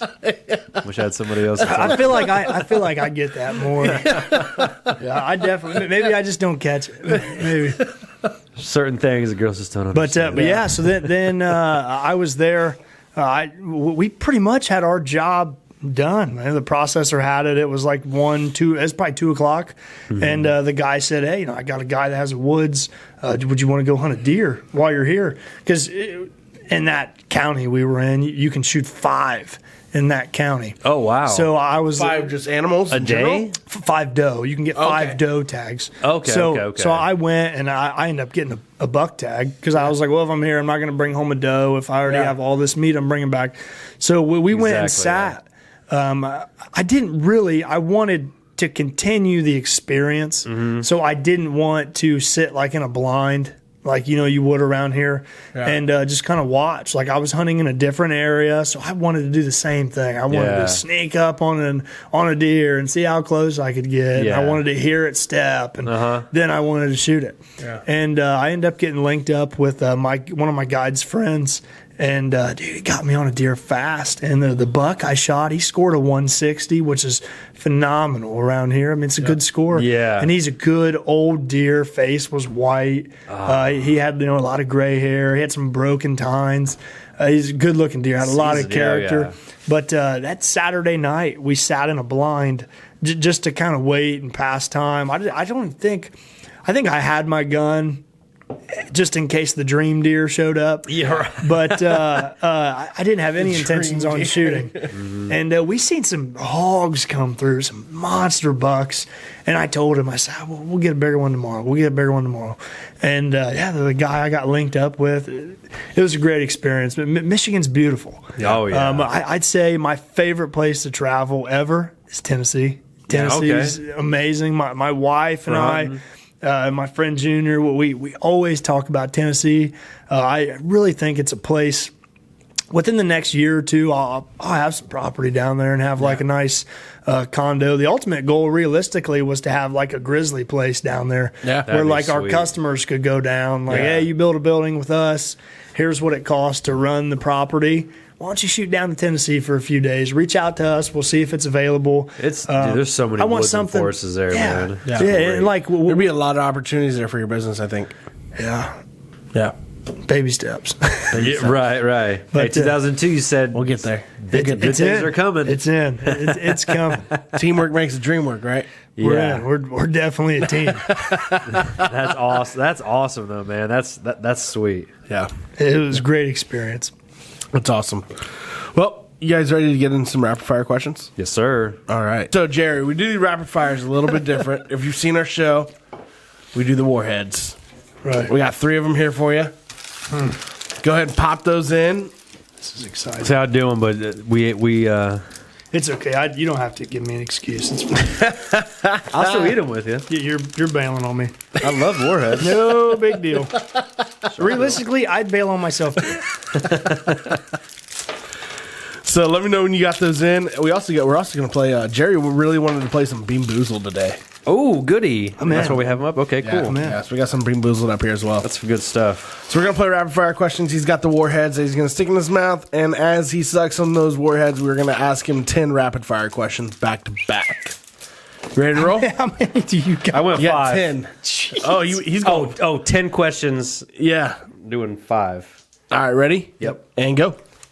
Who is your favorite actor? Oh, dude. Matthew McConaughey. Nice. 10 out of 10. Nice. 10 out of 10. That's All right. that's a fact.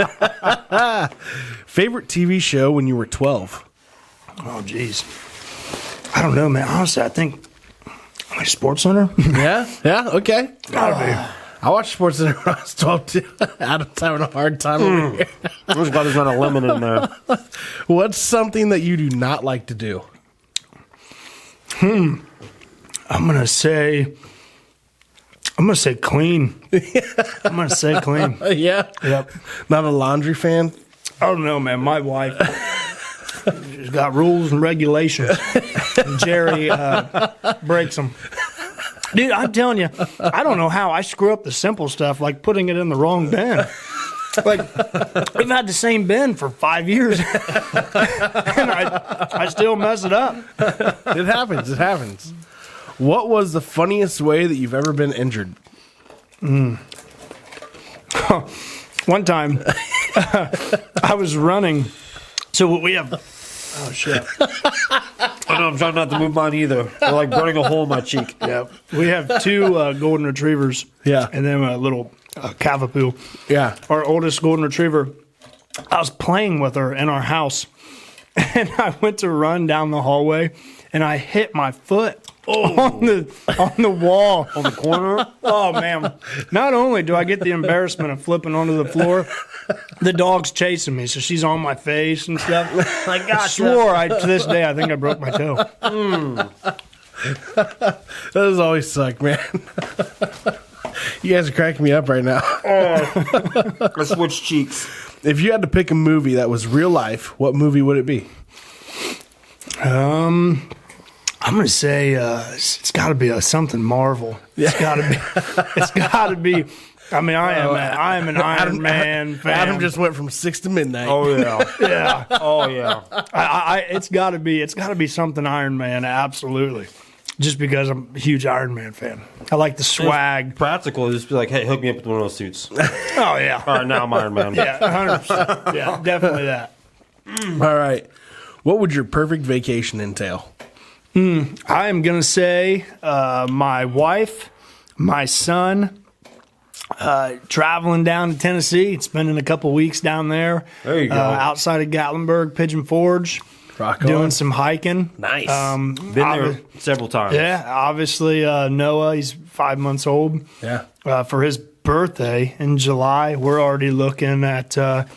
I bet you can't wait to take him hunting. Oh, dude, I'm jacked. me and my friend Junior already talk about taking him hiking. Like my friend Junior's like, "You ready to hike yet?" And I'm like, "Well, he's not rolling." but it's definitely for his birthday. We're gonna take him to the Outer Banks. Nice. You get one of those baby straps on the front and you just go hiking with My them. wife's got one. I wore it a couple times. I'll rock it. Actually, you know what? We did that in Tennessee, in Pigeon Forge, Gatlinburg, whatever, with my youngest my niece Evelyn, who's 7 now, but she was like 1. But I remember my brother-in-law having her strapped to the front, and we're just walking around the trails out there. It was awesome. Yeah, I would say dream that's it. My wife, my son.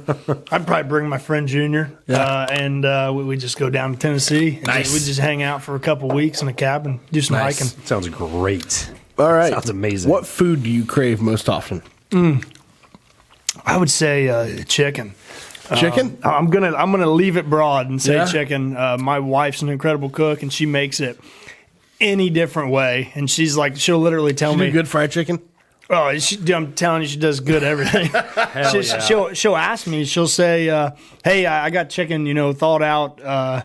What kind do you want? How do you want it? Yeah, and I'm sitting here like, I want the honey kind, or I'll say the one that was a little spicy but not a lot, or the one that had some cream cheese in it, or this, or like the one that kind of tastes like Chinese food but wasn't Chinese food because they don't eat chicken, they eat cats. But whatever." She gets any chicken you want. I'm telling you. Want you. General Tso's, fried. Listen, she got it all. That's awesome. I bought her this cookbook, and I was pretty proud. I said, "Hey, I got you this cookbook, whatever." She doesn't need it. Like she's already the simplest stuff she'll make. Yeah. She'll add like a spice or something to it, and I'm like thinking, I mean, why? You don't have to. Just make it how it comes. But then you eat it, and you're like, That's good shit. Damn, that's pretty why. good. That's but, why. So I had this date night planned a couple years ago, and I was like, I'm going to get something out of the cookbook, and I'm sitting here writing the ingredients down. I go to Walmart, I get everything. It was the simplest meal. And I made a dessert. And for the dessert, you make your own, topping. Yeah. So I'm sitting there mixing all this stuff up out in the kitchen, getting excited. Oh, man, she's going to be so impressed. I got the ice cream. I drizzle the topping on, do all this stuff. And she's sitting there eating it. And she's like, "This is really good." And I said, "Yeah." And I told her how I made it, kind of bragging. And she's like, "You made caramel." I'm like, "Oh, shit, I didn't make caramel." Sounding all fancy. It's all right. Those are the ingredients for caramel. You got me. Oh, all right. You got me. I thought you were a special scientist making something new. I thought I was like Bobby Flay or something. I was out there. I was just going at it. Made caramel. Going at it. You didn't do nothing. We literally have a bottle of it in the fridge. That's awesome. What is your favorite type of cake or pie? Ooh. I'm going to say, I'm going to keep it simple, just strawberry cake, strawberry icing. Okay. Oh, So my birthday was on the 4th. My wife made it for me. Nice. She just made this stuff called a pumpkin dump cake. Yeah. Ooh. It's like cake mix and I feel like we need to do dinner at Jerry's house. Dude, you're for invited. real. You're We need to have invited. your wife on the podcast. yeah, kidding. she's Cooking good. with No kidding. She's Won't she good. come on? Won't she come on the show? Oh yeah, she can come on. Let's get her on the show. Let's get her on the show. We'll talk recipes with We her. can have a cooking episode. Absolutely. That'd be awesome. That would be sweet. It's like some We kind of need a cooker on here. yeah. It's like cake mix, and then like the pumpkin like filling. Should I Busch Light? I don't think so. No. Yeah. We really don't drink. As crazy as that sounds, I work for a beer company and I really don't drink. But and then it's got like walnuts in it. It's phenomenal. So if I wasn't picking like strawberry cake, strawberry ice cream, keep it simple, glass of milk, it's definitely that pumpkin cake that she makes that's actually sitting on our stove right now. Pumpkin dump cake? Pumpkin dump cake is what it's called. I love pumpkin. Phenomenal. I'm interested. Damn. Yeah, we're definitely getting her on the show. Yeah, for sure. Sounds great. Which reality show do you think you could win if you participated with me and Adam in it? I don't know. Could be on a team or against. One comes to mind that's easy to me. Like if I'm in it, like Survivor. You're just going to see him over there on the side eating a hot dog. Listen, my answer when you said like show, I was like naked and afraid. But then you said you two, and I was like, wait a second. Adam would dominate in naked. Wait a and second. afraid. Love it, bro. Wait a second. I don't know. I would say I don't watch that much. I don't need it. TV. I don't know. Can we just pretend like feel like Yellowstone's reality and we can just all be cowboys? I feel like an easy answer would be like Big Brother. Okay. That's I don't think I've ever seen it. Big Brother or whatever with what's the one with Steve Harvey? Family Feud. Oh, Family Feud's good. Well, that's good. not reality TV show. Oh, you said reality. I'm sorry. It's gotta be a reality TV, like Road Rules or. Oh, okay. But wait, Road Rules isn't like you don't win anything. So it'd have to be like Bachelor, Bachelorette. I'm out, dude. Like Jersey Shore. Well, you don't win anything on that though either. It's just people just getting drunk and. What's that? What's that show where the dudes like compete against each other? And who's the host? He's been the host for like years. Fear Factor? No, I would do Fear Factor. I would give it a shot, but there's some things on there. Fear Factor has some crazy things. Yeah. What is that show? The guy's been the host like forever, and they got people from like the old Real World show to come on and compete. And then It's not like The Amazing Race? No. The guy that is the host, he's like was in like BMX or some kind of like racing. Yeah, I know what you're talking about. It's it's like Road Rules versus it's like Road Rules versus Real World Challenge. Yeah. I'd say that, dude. I mean that's okay. That's pretty cutthroat at times. It is. It can be. As long as for we sure. build our alliance, we'd probably kick some ass. right. Up until the end, right? Who are you voting for? I don't know. How about whoever wins? Hey, it's out of us three though winning, bro. I feel like it's pretty good. Yeah, no kidding. Let's just split it. Right. And then lastly here, what is the spiciest thing you've ever ate? I know I ate some kind of flakes accidentally one time. Flakes. Yeah, it was some kind of like pepper flake. Oh, okay. And dude, it tore me up. like I'm talking like nose running, eyes watering. Like I was like contemplating life. I was like, what? Damn, the hell? seeing spots and stuff. Yes, Feel a little woozy, it was dude. bad. It's definitely that. All right. Jeez. We're going to get into some Would You Rathers, but before we do that, Jerry really wants to play Bean Boozled. Okay. So I told him we'd break it out for him can do tonight. that. Man, I never played the game. We haven't played you it in a guys long and Brian time. play it. Yeah. We'll let you we'll let you spin it first. Go ahead. Spin away. Spin your destiny. Okay, so what'd you get?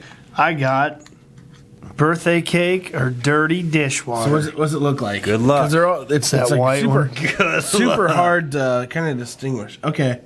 So you're looking for Be that one? I don't know. Could be. It's tough. Could be. That's the. Right here. It's the name Yeah, of the or game. that one. Yeah, either or. This isn't like a box of losers, is it? I hope not. Like, hey, congratulations. Well, we had two boxes. This is the second ahead, box. Adam. The other box does have good and bad stuff in it. Yeah. So what we I feel like I've only ever gotten bad. So I got toasted marshmallow. Oh, damn it! Or stink bug. oh, dude, that's the worst. I know. That's what you had what he before. said. Hold on. What's it look like? Damn it, bro. The way you reacted on that stink bug, I really don't want. So it's white with brown spots all over it. Let me see it real quick. Damn it. Yeah, that's gross. White with brown Here, spots. you want me to help you? No, I'm picking this one right here. I ate it plenty look right? enough. Yeah, that's right. Yeah. All right. All right. Oh, I don't want stink bug. Dude, Oh, so Bart, bad. His reaction was tough. Oh, I happened to get a bad one. So I but it got was like cappuccino or liver and onions. Brody. What is that even?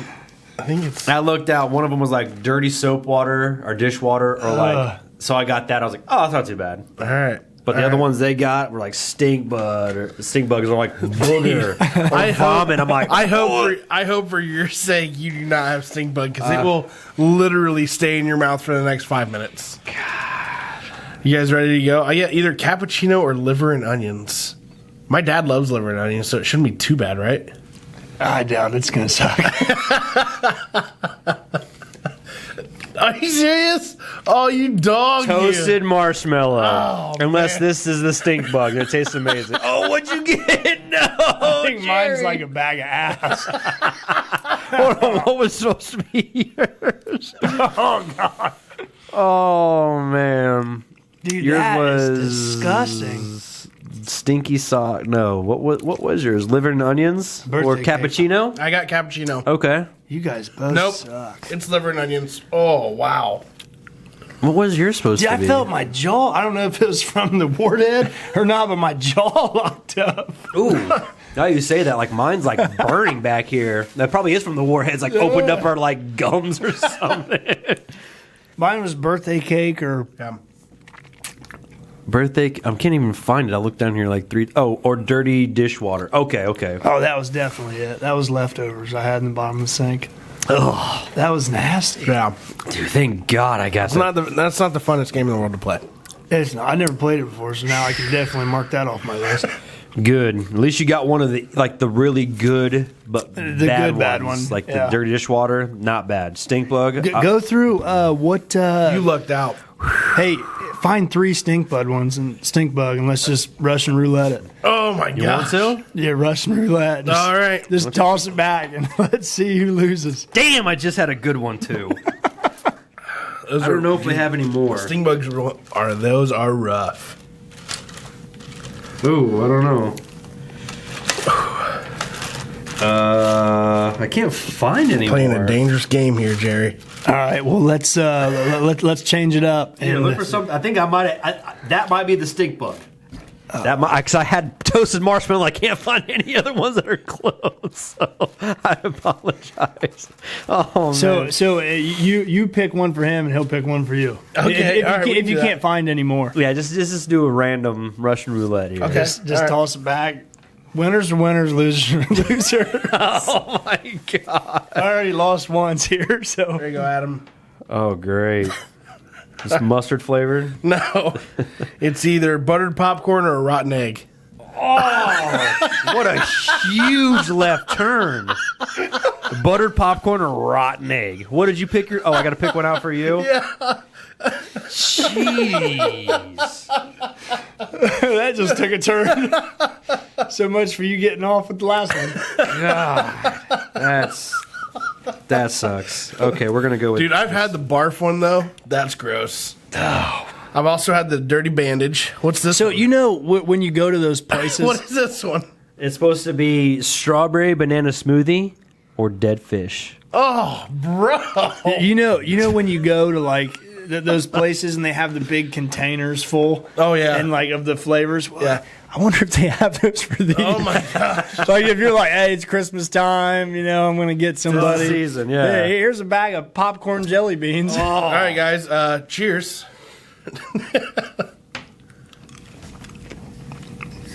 Oh my god.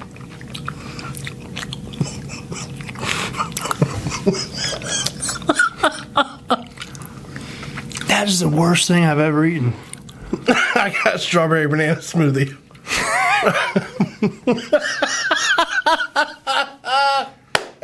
I'm trying not to chew it anymore. I'm just gonna try to swallow the whole bean. That is disgusting. Oh my god. Oh, it's in my teeth. What was yours? Stink bug? Yeah, I lost. I did too, bro. I went over 2 tonight. Whose idea was that? Oh, I think it was yours. Oh my god! I'm not gonna. You got any more of those? Can we just toss back another warthead and try to? Dude, I could not chew that. What was yours? Rotten egg. Dude, that was bad. If I would have chewed any more, I probably would have threw up. Oh, dude, I'm crying over here, bro. All I was picturing was like butter popcorn. First, as soon as my tooth went into it, I was like, oh no. That was bad. And you got strawberry banana smoothie. I did. You bastard. And I picked it out. Damn, that sucked, dude. That was bad. But I don't know what would be worse, stink bug or rotten eggs. I definitely don't want that ever again.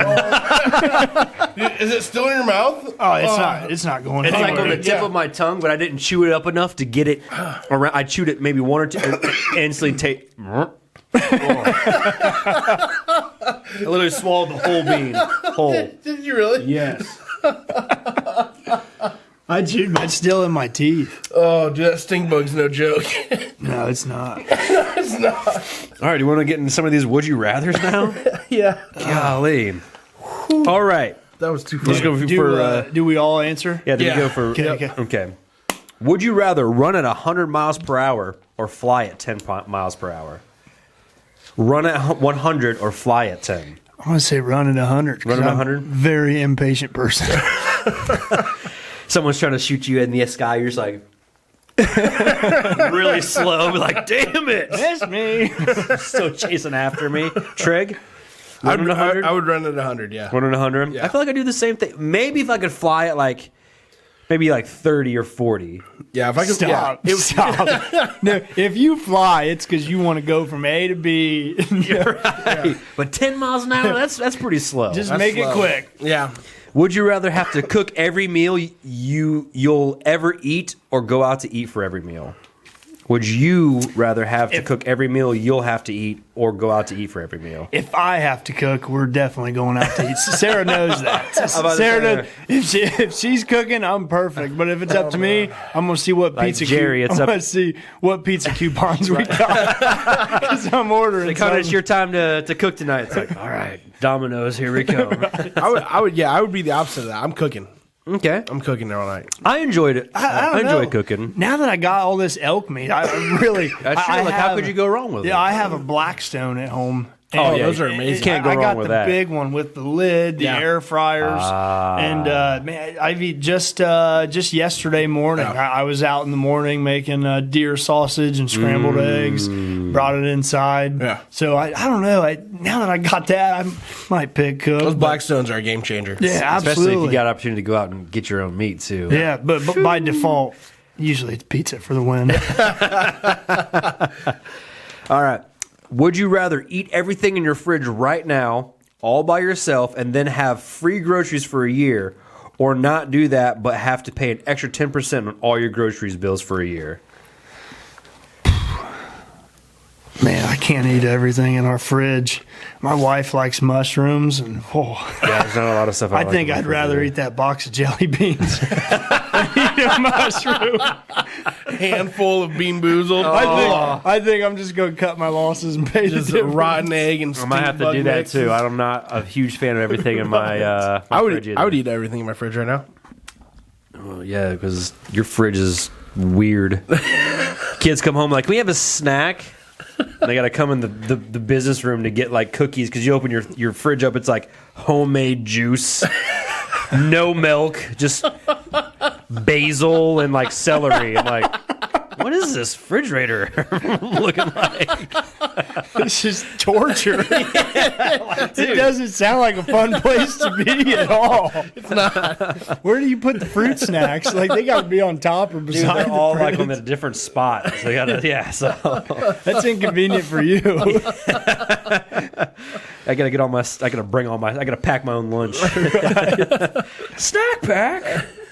All right. Would you rather would you rather only be able to wear one color for the rest of your life, or have to wear 6 colors every day? One color. Just one solid color every day. Usually I'm in dark.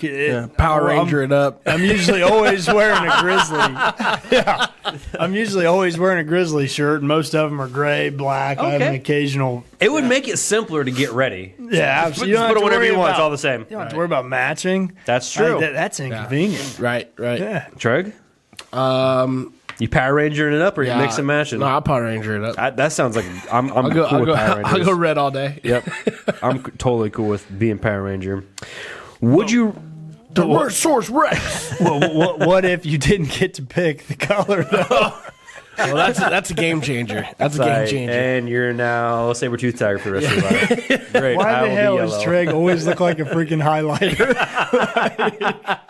Neon pink all day, every day. Couldn't do it. Would you rather have to use cheese-flavored toothpaste or ham-scented deodorant?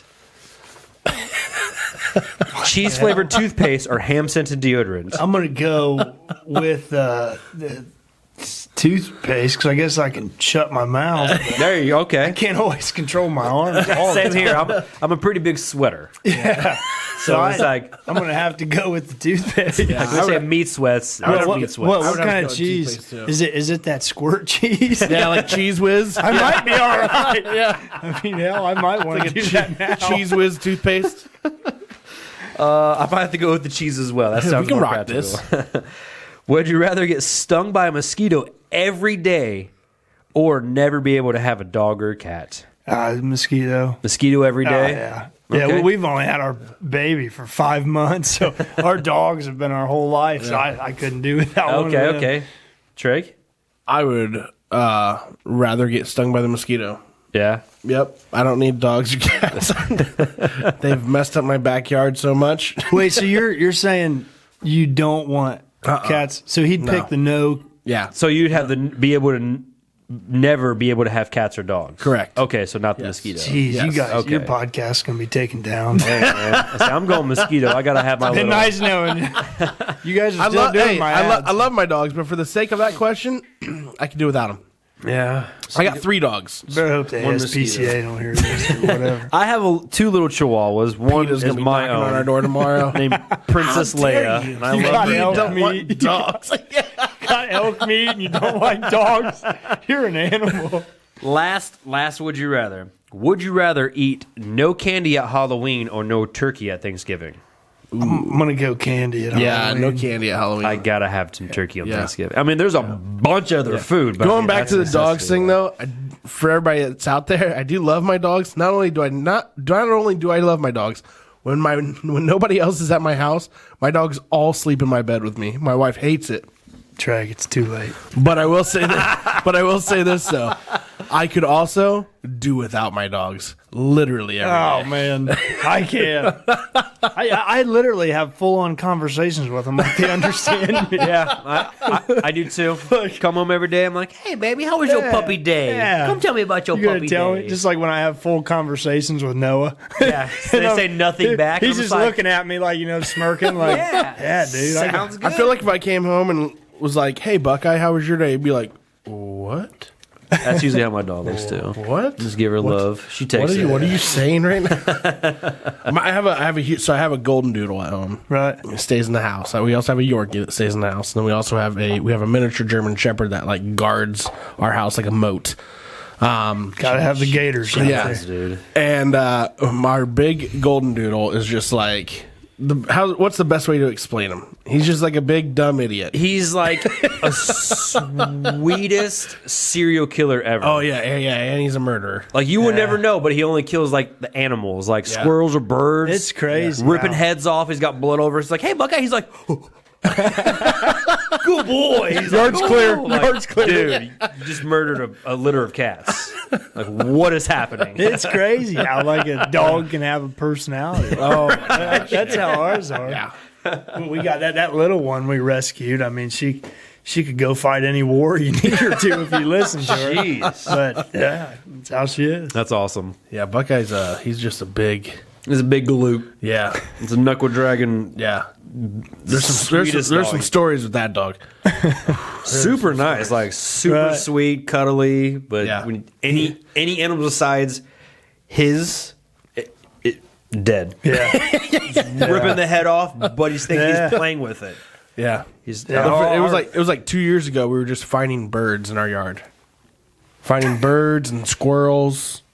Dead. I literally have to go through my backyard for about a half hour and pick up dead animals of like birds and squirrels before I go mow because Buckeye's just back there, murdering straight out of whole Compton families. in my backyard. For real. I don't feel like that's right. But he's just like wagging his tail, and the thing is, he's all like snow white, and then you just see like blood, just red. I'm like, bro, your dog. He's like, yeah, he probably got a bird again. I'm like, He just brushes no it off. birds had that much blood. He's a murderer. Let him go. Yeah, that dog's nuts. Kids, No problem. Kids, what do you do? No, I have to. Every single time my wife's like, "Will you go wash his face off? Go wash his face off before the girls see him." That's the blood of the innocents. He's good. Yeah, like I said, I got some stories, some off-air stories. I would share with you. Good old bucket. I know. Hey, let's get into some current events here. Okay. So we talked about this earlier a little bit. Jake Paul defeating Tyron Woodley again. Who's Well, that? somebody just Who's Jake beat Paul? his ass. I will. Somebody just beat him, please. I won't sign any know. contracts. I'll Mike Tyson that ear. Yeah. I'll be like, what's up? Like, Game, match, over. he like That'll be the talk of the internet. Yeah, right. Adam Elker bites off Jake Paul's ear. Like, Like I understand there's all this speculation and like how fake it is and whatever. But if you think like they got to be paying you a lot of money to Dude, get humiliated a lot of money. nationally, there's got to be someone willing to pay you more just to break the rules and knock him out. They're saying. I Yep. mean, Jake Paul's putting up quite a purse. a lot, dude. A lot. Yeah, I did hear that. That's What crazy. was it like? money. What was it like? 11 million, something like that. I thought it was more than that. Might be more than that. It might, dude. Check that out, Adam. Either way, You know what? I was thinking of Conor Mayweather's purse. That's what I was thinking of. So yeah, I bet you're right. Yeah, That's nuts, man. I literally could be more. Just, I'm not sure. I just wish somebody I want him. would You know, beat what? He him. keeps calling out UFC fighters though. Then go fight UFC. Please, one time, Go fight UFC then. and Quit bringing UFC fighters in the ring. I wish like Masvidal or somebody would say, "I'll tell you what." Mayweather whatever. did that with Conor. We saw what happened, but Conor actually lasted still. I thought he held his own. He Honestly, did. He lasted what, 7 rounds? never got knocked 6 down. rounds, whatever it was. Never got knocked down. No, he held his own. Yeah, I thought he did fine. says how much did Jake Paul make? According to MMA Junkie, Jake Paul was paid $2 million for the fight. Ever since the fight with Tyron was announced, the YouTuber seemed confident about his win. Yeah, but what did Tyron make? That's what I want to know. How much did Jake Paul make for the title? I want to know how much Tyron made. Let's see. Because Woodley had a payday. I mean, he had to I'm make sure enough. he did. He had to make enough money to dig a hole big enough to hide in the rest of his life. Because there is no way. You're right. You're right. And like, I'm not saying Jake Paul's terrible, but the Yeah. platform he's putting himself on, like, don't act like. No, I know. Man. But then on top of all that, though, he calls out Jorge Masvidal and Nate Diaz. Yeah. Because they left early. Did you see that? They left the fight early. Yeah. I did hear that. Yeah. I did hear about that. Yeah. They both made $2 million. Okay. It just says the same thing I said about Jake Paul, and it continued just like Jake. Woodley also received $2 million for the fight.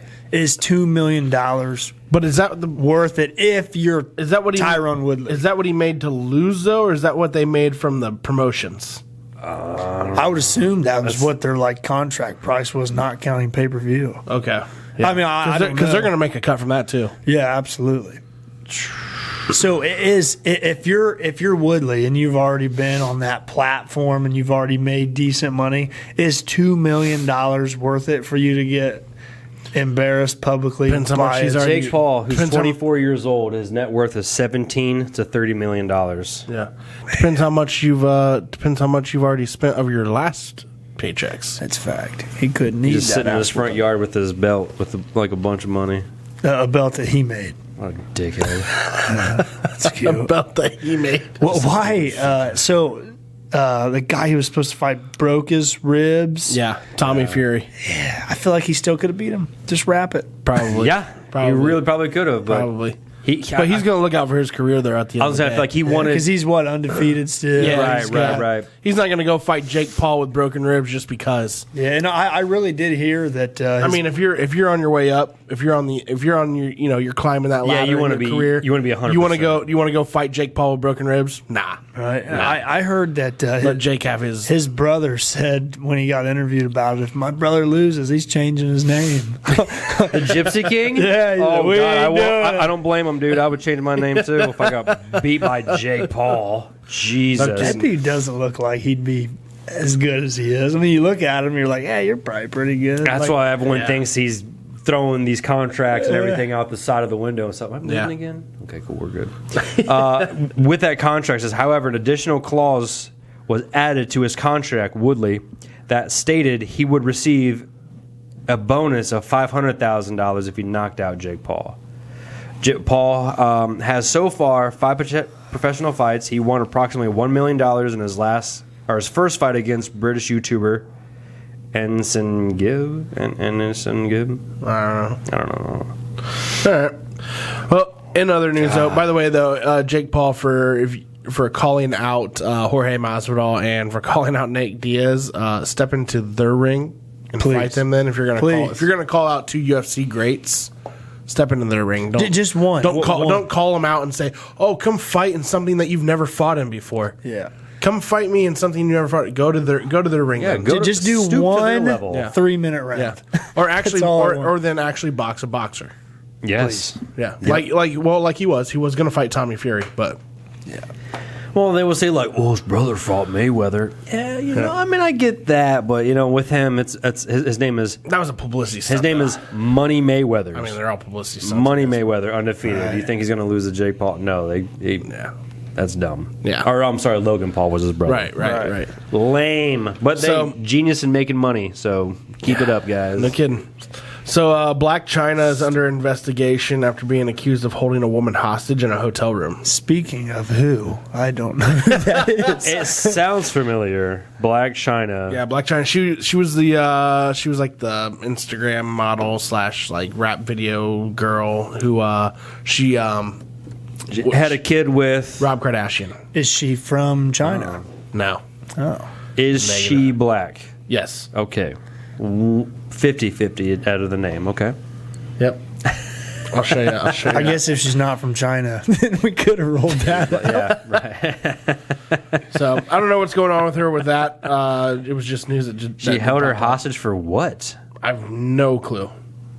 All right. But she's still posting on Instagram. They're going to say she's still held up with the hostage. Nah, in the hotel room. she just posted on Instagram 3 hours ago. So How do you follow her? I did not. No, I do not. I'm just looking at her Instagram now. Some of these celebrities. It took her hostage, but 3 hours ago she's totally fine. She's still making a cup of ramen in her hotel room. It's all good now. Making a cup of ramen. It's Black China. Who knows? Yeah, Black China. So this is her. Okay. Yeah. I know who she is. Yeah. That's just weird. Didn't she shave her head or something? Was that the same chick? No. That's you're thinking of Amber Rose.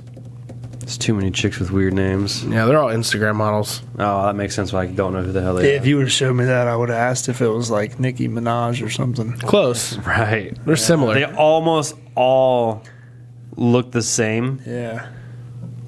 Yep. Yep. So about all the same. I'd be lying if I said I didn't have any Nicki Minaj in my playlist. Oh, absolutely. But I don't know what half of them look like. Yeah, that's what I do. All look about the same. So, Spider-Man: No Way Home opens with the third largest debut in movie history. Damn. $600 million in the opening week. Damn. First and second are still held by Avengers: Infinity War with $640 million and Endgame with $1.2 billion. It did beat out The Fate of the Furious by $60 million. Here's what blows my mind. Not only is it you said the third largest. Yes. Dude, this is still sort of kind of in the pandemic too. That is nuts for it to beat out. I'm sure it didn't beat Endgame and Infinity It Wars. didn't beat Endgame or Infinity Wars. Dude, and we're still like at the kind of end-ish of the pandemic stuff. Crazy thing is, all three of those kind of came from the same. Yeah. Like, man, you know you're That's doing wild. something right. Right. So that's crazy. Yeah. Crazy. The thing is, too, I didn't even help them this time. I haven't even watched it yet. Yeah. So good job, everybody else out there. Yeah, I haven't watching seen it yet either. I'm so excited. Way to go. So excited. Have you seen it? No, I want to. I haven't seen it yet. That's the thing, though. I don't. And I don't think, You're a big Marvel guy. Oh, yeah, huge. I don't think it's because of the pandemic. I like going to the movies, but I don't like being crowded now. Like, it's just so much people. Yeah. Unfortunately, it's the wintertime. Back when I used to live in Texas, the drive-ins would be open all the time. And I would just go there and watch double feature and just get there first so no one can get in front of me, be in my own car. I'm a huge Marvel fan. Yeah. Like, I like Iron Man, Captain America, Thor. I watch. I mean, if they're on TV, I'll sit down and throw them on and watch them. Absolutely. I mean, Endgame sucked. Yeah. I mean, it was depressing. I It just is. sat there. And we went to the Walpock Theater, and it was me, my wife, and my friend Junior, and we're sitting there watching it, and the credits are rolling, and both of them just kind of peek over at me, and I'm just staring at the screen, and I'm like, this is stupid. I don't really know what I'm waiting on to pop up and say, just kidding. So is there end credits after Endgame? Yeah.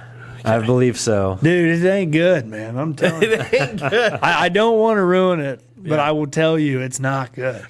There's some. I think there's some end. I think there's some end credit. It's been a while There since okay, there's end credits, but like the ending and stuff, like you'll. So if it's not good though, how did it do 1.2? Well, I'm billion? telling you it's good until It's good, but you just once you watch it, you'll understand. you haven't seen it. He hasn't yet. seen it. Like I said, out of I want to tell you, but there's it's like it- what 25 movies, Yeah. like Yes. and that's including Shang-Chi and Black Widow. Yeah, well, There's what's like- that new one? The Rings one. I want to see that. Shang-Chi. Okay, have you seen it, Dude, I've seen it. I want to see. I've seen it in IMAX when it first came out, and now it's on Disney Plus. Got it. You can watch that, and I've watched it like 3 more times. Yeah, I want to see it. I really do. It's Man, pretty good. Yeah, I would tell you about Endgame, but if we tell you a short skit, Yeah. then it's the Well, I whole, wanna- the whole It's a movie. big, yeah, it's a couple. And I big want to holes in tell. there. See, I'm watching the cinematic. What do you call that? The timeline. Oh yeah, he's watching them how they're supposed. Like, That's right, How that's they're right. how they're. So I'm supposed to come watching. out. So we just got done watching Black Widow. He hasn't seen it That's yet. the only one And I I'm sitting haven't here seen. like I told him today. I was like, dude, I got questions. You need to watch that. I'm gonna watch it tonight or Because tomorrow. I don't know what's going Have it on all right for now. you. That's the only one I've even watched all the shows like Yeah. Loki, the Winter Soldier, Yeah. the WandaVision, Yeah. and I'm currently watching Hawkeye. But like I said, told you I have to stop because I think I have to go back and watch Black Widow. Yeah. And then continue Hawkeye. So, Yeah, Black Widow's great too. It's a good movie. I can't wait. I don't think I've seen that one. Yeah. I haven't That's a seen newer that. one too, though. Isn't It is. Yeah. Black Widow came out and then Shang-Chi. Usually my go-tos And then are- Captain Marvel. Captain That's Marvel came out 3 years ago. Oh, it's been out that long? Yes. Oh, I didn't realize that. Maybe 2 years. But Yeah. yeah, it's been out Oh, a long okay. time. Yeah. my, for my go-tos are That's a good one too. Oh, yeah. Iron Man and then like the Thor series. Yeah. Those are my two. Yeah, I'm waiting for another. Thor's Hawk. my dude. Yeah, I want that'd be another sweet. Hawk. Yeah, I'm a big they've Hawk done fan. a really good job remaking all those. Yeah. The old ones were terrible. Yeah, yeah. Yeah, so they may be coming. So they are coming out with the She-Hulk. Yeah, I've seen a another poster show, with yeah. that. It's got Bruce Banner Yeah. and Hawk in there. Yeah. So you'll see your boy in there. Is it Mark Ruffalo going to play him? Yeah. He's going to play him. Oh, Legit. Captain Okay. Marvel came out in 19. Okay. So 2 years ago. That's another thing I like is when they keep the same person. Yes. Yes, but they'll Because switch it it up. screws you up. Yes. Like Well, Spider Man, I mean, they've done all right with it, but you've had 3 different people. Right, playing it. right. So it's kind of, I think this dude's doing pretty good. Yeah, I think so, too. I like- will say the only reason why they might be doing that is because Spider-Man is not owned by Marvel. It's by Sony. Gotcha. So when Marvel's like, hey, we want to have Spider-Man in our thing, it's like, well, you can't use our old people and you don't own our Right. movie, so you pay us this amount of money, we'll put them in Civil War or, That makes whatever. sense, So I'm yeah. like, damn, just Kinda give them like- over now. Yeah, kind of like a territory game. Yes. Yeah, not going to happen. Not gonna That's happen. why they haven't had a Marvel MCU Disney Hulk movie. Right, Because it's right. been owned by Sony. Yeah. Well, they need to do something like I that. know. It's, that's why they're like, oh, let's make She-Hulk. Yeah. So whatever. So, also, the first teaser trailer came out for Winning Time. HBO series about the rise of the Showtime Lakers. Yes. Magic. Where Jerry Buss, Magic. Jerry Buss bought the Lakers, and Magic Johnson was the first This round is pick. pre-HIV, too. Yes, Pre-HIV. Yes. Yep. Yes. Pre-HIV. Yep.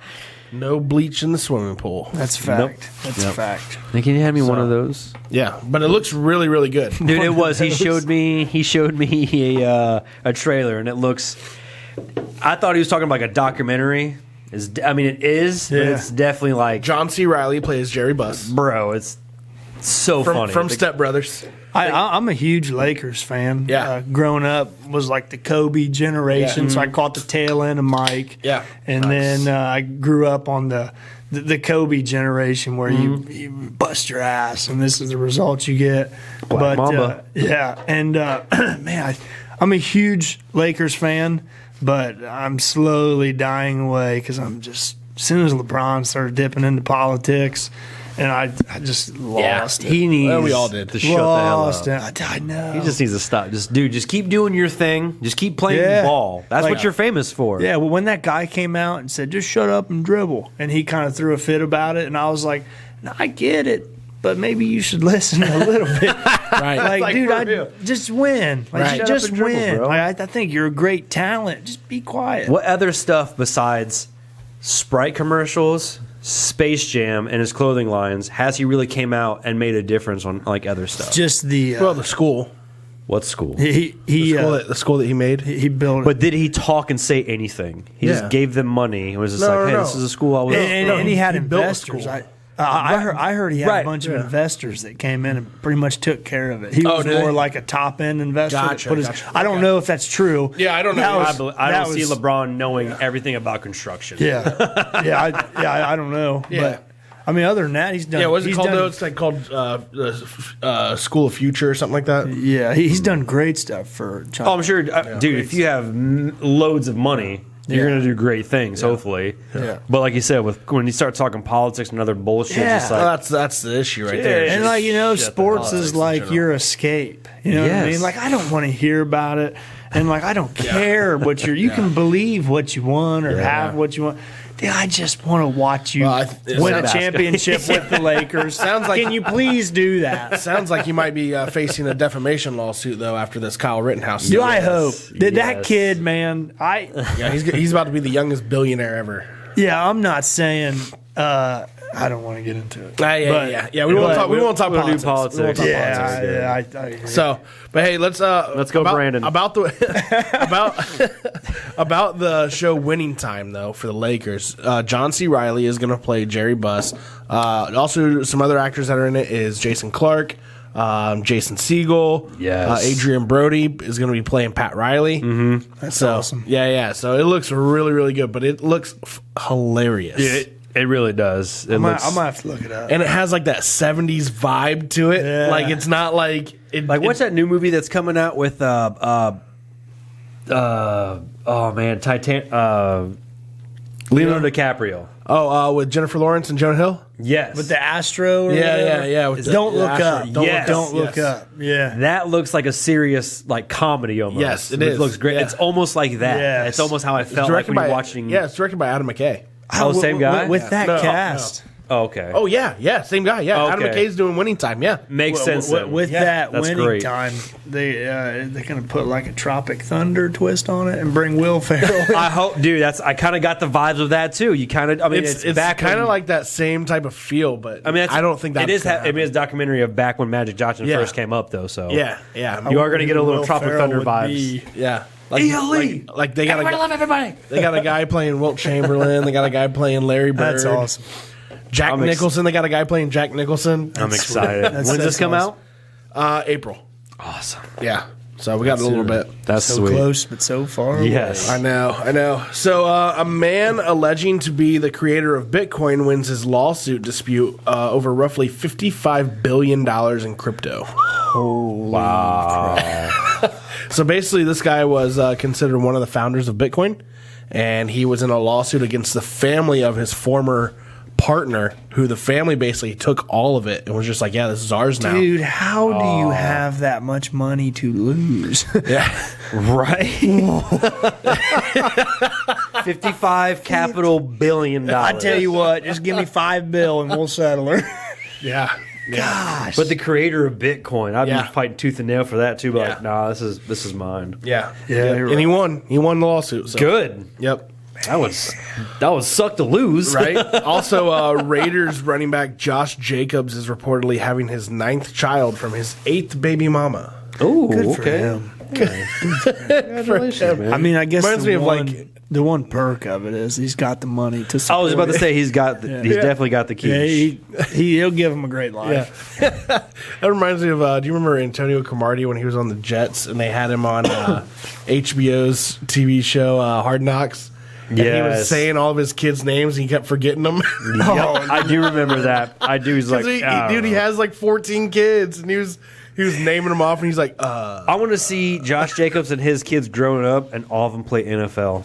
yeah. That'd be. I mean, he great. might as well Yeah. keep going, then he can have his own team. Maybe they could go semi-pro. There I you like go. the Lima Warriors or whatever that team was. What was that? There was a couple. There was Lima Warriors and Lima Thunder. Who's the team that Deion Sanders coaches now? Jacksonville That's State. college, right? can make their just own team. picked up the #1 recruit. That's what he was See telling that? me. I was like, Yeah. dude, that's Nuts, crazy. man. Like, what's your recruiting process? Oh, we just take him to Dion. Yeah. I was like, we got That's Deion it. Sanders. Yeah, All right, that's coming it. to you, bro. Yeah. They say his son's a pretty good quarterback. Yeah, that's what I heard. Yeah. Yeah, That's awesome. the Manning kid's awesome too. Yeah. That Manning kid's really good. He already left. Obviously went Yeah. to Ohio State, but Quentin Ewers. Yeah, Quinn Ewers, yeah. Dude, and he's transferring. He's transferring to Texas. He did pick Texas. yep. I mean, dude, these kids, Yeah. they're awesome. Man. Gonna be awesome. Phenomenal. That's Yes. exciting. It is exciting. I love it. Speaking of college, Urban Meyer fired this week. Dude.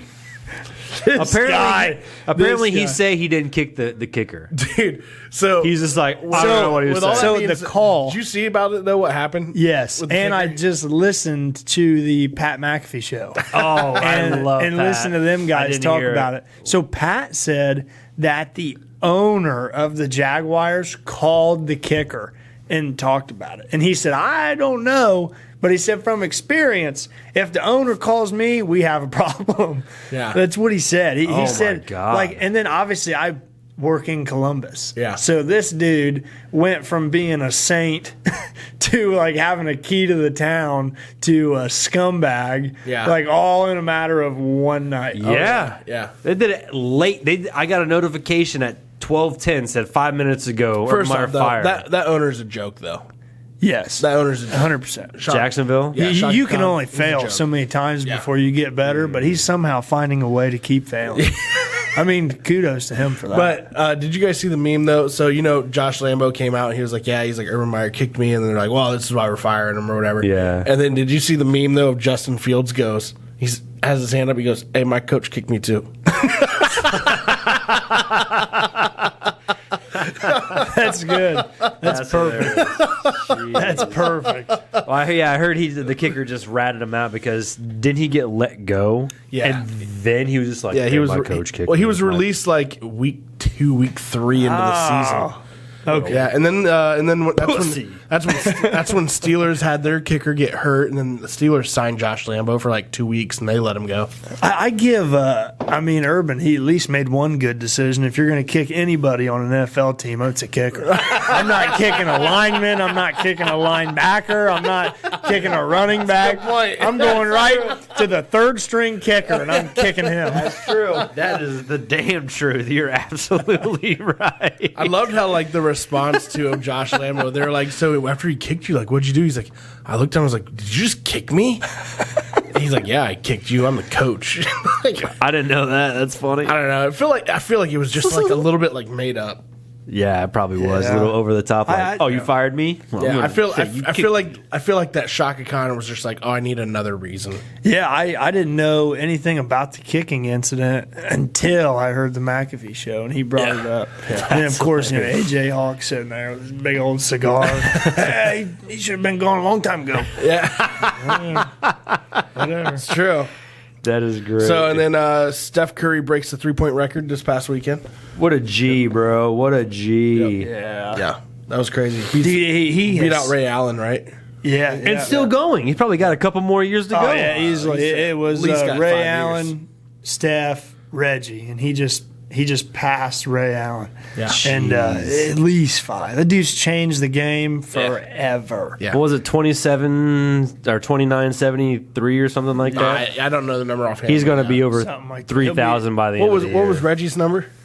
20. I thought it was 27 something. I'm gonna have to- 2794, 2795. I just remember Steph Curry's shirt and his hat he was wearing. It was like 2970 something. So I was like, bro, that's a lot of 3-pointers. That's insane. That's a lot of 3-pointers. Yeah. I could sit there and just put the ball through the hoop just like this, and it'd be a long time to get the 3,000. So that is ridiculous, dude. Yeah. Oh no, so he is the number 1. Yes, Steph is. Yeah, Steph Curry is. Yeah, he was sitting second, and then during that game, He hit he it and jumped passed him up. to number 1. Yeah, he was tied, and then he beat him. Yeah. How many did he have? So he has 2982. 2092. Wow. Ray So Allen has 2973. that's what it was. It was 74. Yeah. So now he's made how many more since his time? Yeah. That's insane. The other day, And what's crazy is that those two guys that were before him, they played at least 1,300 games. He hasn't even made it to number 800 yet.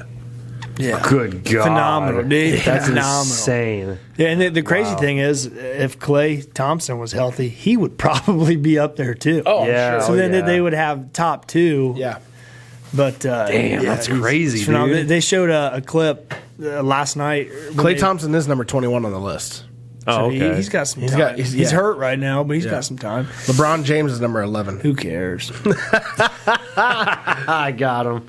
He, Sorry, LeBron. yeah, they showed a clip of him, of Steph, last night. He shot it, missed it, got his rebound. So, like, when you're on defense, he shoots it, you're like, shit. Yeah. He misses it, you're like, oh, man, that's awesome. And then he gets his own rebound and shoots a 3 and then makes it, and you're like, It's insane. why, God? Yeah. Insane. Why? Why are you Jeez. doing this? So, Eminem's daughter, Haley? not Haley, Oh, he has more gets than one? engaged. He does. Did she He get does. engaged to MGK? No, she did not. That would be. So we this get another new fire rap song out of it. Right? That Those would were be- actually really good. I thought both of them were good. Rap Yeah. Devil and Yeah. Headshot. Yeah, they were great. I loved it. But no, so she got engaged. This one's name is Elena. She is the adopted cousin. So Kim, the famous Kim, Yeah. who's in all the songs, right? She has a twin sister named Dawn, who apparently died to addiction. Okay. There's not a lot of, I guess, news surrounding it. So I don't know Okay. what actually happened. But so she had a sister named Dawn. Dawn had a daughter named Elena that Eminem adopted. Oh, cool. Okay. So Haley is his only biological. Okay. And then he has Elena, and then he also has Stevie, which is another adopted daughter from Kim. Oh, that's cool. Man, What a guy. Yeah. what a trip. Eminem now has become a family size. Yeah. So yeah, she least he's got a smaller she just got engaged after a Christmas. 7-year relationship. So what's that? I said Christmas. At least it's all just one time, I guess. I adopted my cousin's sister's cousin's mother. I mean, you seen the dude's house? That's fine. Yeah, it's like I'm sure he's 9,000 fine. square feet. Like, Yeah, it's how old's your ridiculous. daughter? In Haley, Michigan. yeah, she's married. Yeah. This and that. Oh, where they live at? On the other side. Yeah. Yep. Just a couple blocks down on the same house. Same house, Couple blocks down. just a block away. They're in the east wing. Jeez. You see the pool, you've gone too far. Oh my God. Got my own statue. That's nuts, dude. Yeah. So a suicide machine has just been created in Switzerland. Oh, Jesus. Yeah. Jesus. What is this? Another pistol? No, this is like a capsule that will encapsulate a person who wishes to end their life, and it will fill with gas until you peacefully fall asleep. And you Yeah. can position it wherever you want. I guess why try to fix someone's mental problem? Just send them. Just put them in the tube of death. Here, just staying here 10, 15 So, minutes, like, your mind will be cleared. Like, thanks. Like they said, Never come they out. said there's a lot of people that get these stage 5 cancer or whatever, where they just don't want to deal with all the bullshit that comes with it. So they just. I mean, that I can understand, but you get some people that are just like having it's still a worst day of my life. It's still a touchy subject. Remember who was that guy? Who was that doctor? Dr. Kevorkian, who was like offing people because they wanted to be. Yep. Yeah. That's crazy. It's still. I mean, some people want it, bro. Maybe they should change up the name of it. Maybe we shouldn't go with the suicide tube. Oh, okay. We should go Suicide tube. We should go with something a little more, a little smoother. Pushing up Daisy dance. I don't know.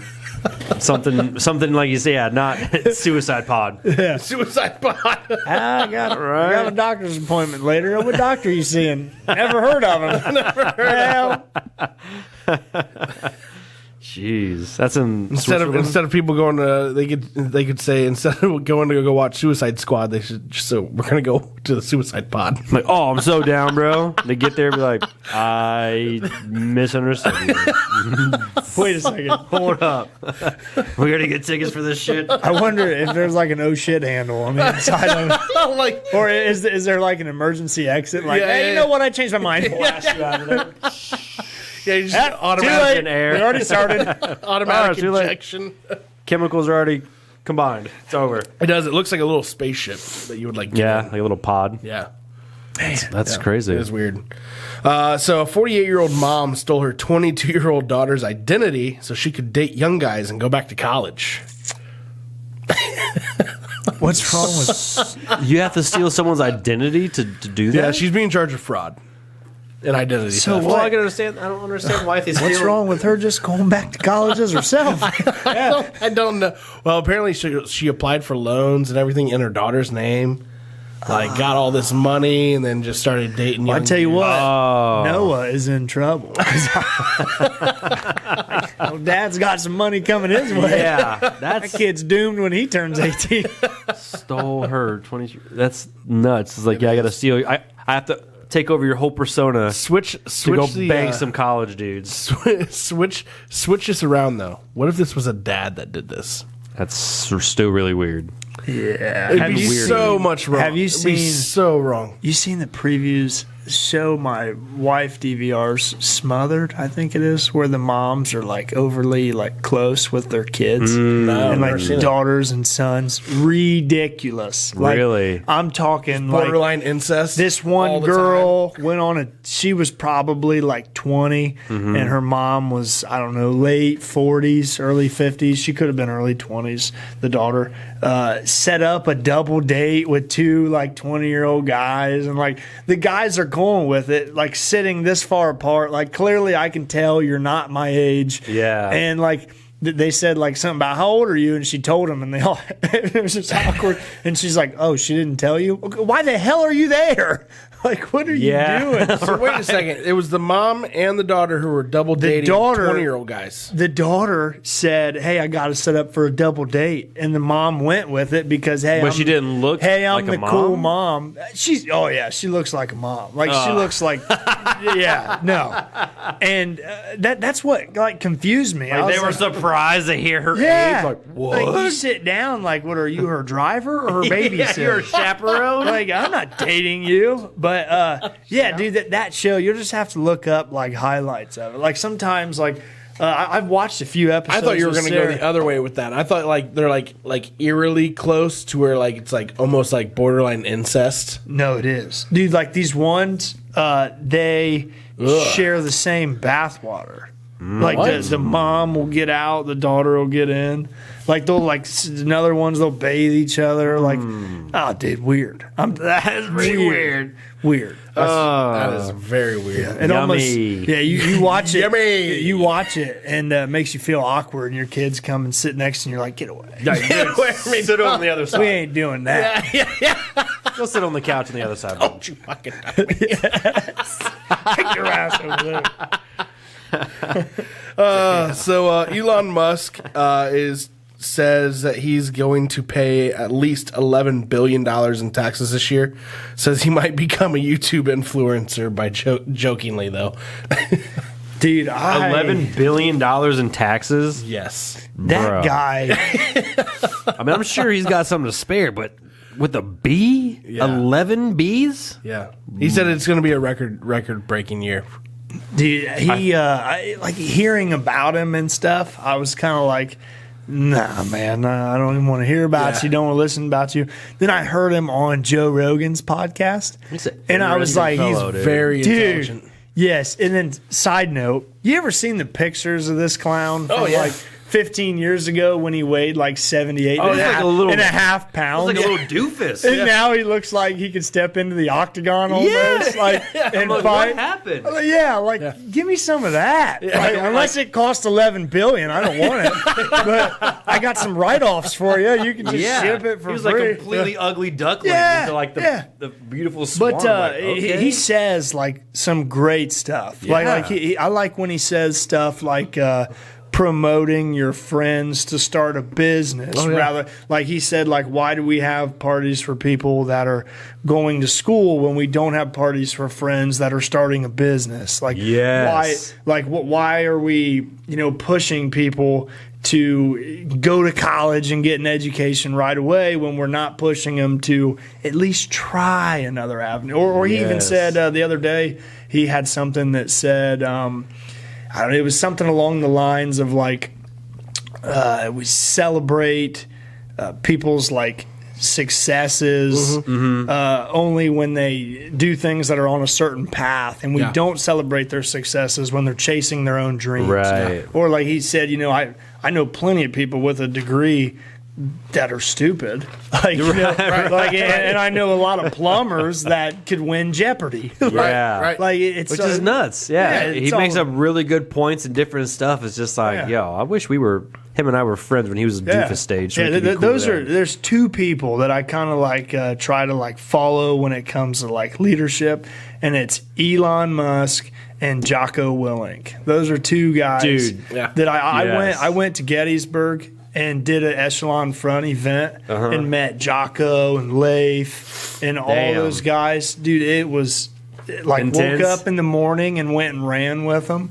I'll Oh, never do God. it again. I'll say, bro, you ran with miserable. Yeah, they asked me the night before we're eating dinner, and they're like, "Hey, you want to go for a jog with us in the morning?" And I'm like, "Yeah, no problem, man." why not? And at first I said, "I don't know, man. I don't think I'm in for that." And he said, Wow. only be a couple miles." He said, "There's 5 of us going." He said, "It'd be a nice jog." I said, "Okay." Dude, we met at 4 a.m. Oh, my It's God. dark, and we're in Gettysburg running with flashlights. Oh, God, no. And he said jog. We ran 6 miles. Oh, geez. I would have Yeah. broke off after the first one. Like, Yeah. all right, see you That's guys. cool though that you were that close. Yeah, and, that is and, sweet. And then I did it the next morning as well. Yeah. It was, yeah. Well, good job for you. Yeah, So I it- bet Do you still have a good relationship with that guy?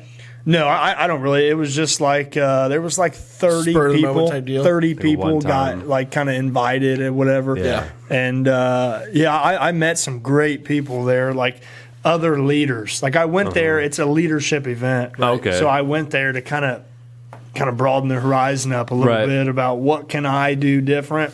And what they do is they walk you on the battlefield, and they literally stop. And they lay out the battle. Like, these guys were coming up here. These guys were here. This was their approach. That's This badass. Put that perspective yeah, in. That's this badass. was the leadership decision, and these were the ultimate results of What the happened. decisions. Yeah. And it just talks about people being selfless and all that stuff. And actually, as soon as I left, Jocko's big thing is like decentralized command. So like me as an owner, I could do everything. I've done it. Or I could delegate for people, and then I can focus on other things to like broaden my horizon, which is Yeah. something that I kind of had blinders on. I did it really well as soon as I got back, and then Yeah. had blinders up again. Worked 7 days a week, dark to dark. And then once we had Noah, I kind of stepped back. Game changes a little bit. Yeah, and not only did I bring those people in to kind of change up everything, but ultimately it gives you more time to focus on like oh shit, why just do this when I can do this? Right. Which is Yes. ultimately leading into all the rollouts for 2022. Right. Yep. Right. It's we're going to be excited huge. for you about. Big things are coming, man. I'm ready. I'm excited. You guys better be ready. Oh, we're ready, dude. Oh, we're trying to get ready. It's coming right to you. We're preparing 2022 for ourselves. Absolutely. Yeah, I'm absolutely. excited. We got Things a lot go of really business. well. We might yeah. be getting a hold of you Yeah. to get a I building know. for us. We just brought on a new hire, so That's sweet. I'm excited for that. I'm working on some relationships right now about us being more of an in-house kind of one-stop shop. So instead of having our own suppliers, Yeah. what's like the real pros and cons and the benefits of me bringing everything under my roof? Like Right. Yeah. Right. building a facility, making our trusses, making our columns, and then I just don't ever want to lose like the personal side Right. of the Oh, absolutely. business. See that Right, personal right. touch. Yeah, I still want your building to be ordered. I Right. don't want your stuff sitting in the corner of a warehouse, Right. waiting on somebody just to order it. So we got a few irons in the kettle, Nice. ready Nice. to go. It's going to Well, be hey, a good man. year. I'm excited. We want to thank dude. you for coming on the show today with That's us, Jerry. awesome. We Yeah, appreciate thanks, you, man. man. Appreciate you sharing a lot of what you do and how you've gotten there, and we love being a part of that success with you. Absolutely, dude. Yeah, And, you guys are a perfect fit. It's great. I awesome. like. I can call you if I want to talk to you, and then I can text you. Yep, yep. If I'm in Yep. between meetings or something, I can just text you and say, "Hey, try this. Hey, do Yep, this." yep. And you guys, I'm telling you, I just give you the reins. I Thanks. just step back, tell you what my goals are, and let you guys come up with the plan. It makes it extremely easy for me. Awesome, man. That's Money what we try to well do too. spent. Yeah, right. Good. I'm glad we can help you out on that, man. Absolutely. That's awesome. So thanks for coming on the show again, Jerry. We want to thank Clue Studio, our studio sponsor. Thank you for joining us on the Social Guys. You can always see us on YouTube, Apple Podcasts, iHeartMedia, TikTok, Spotify. Social Guys signing off. See ya. Bye.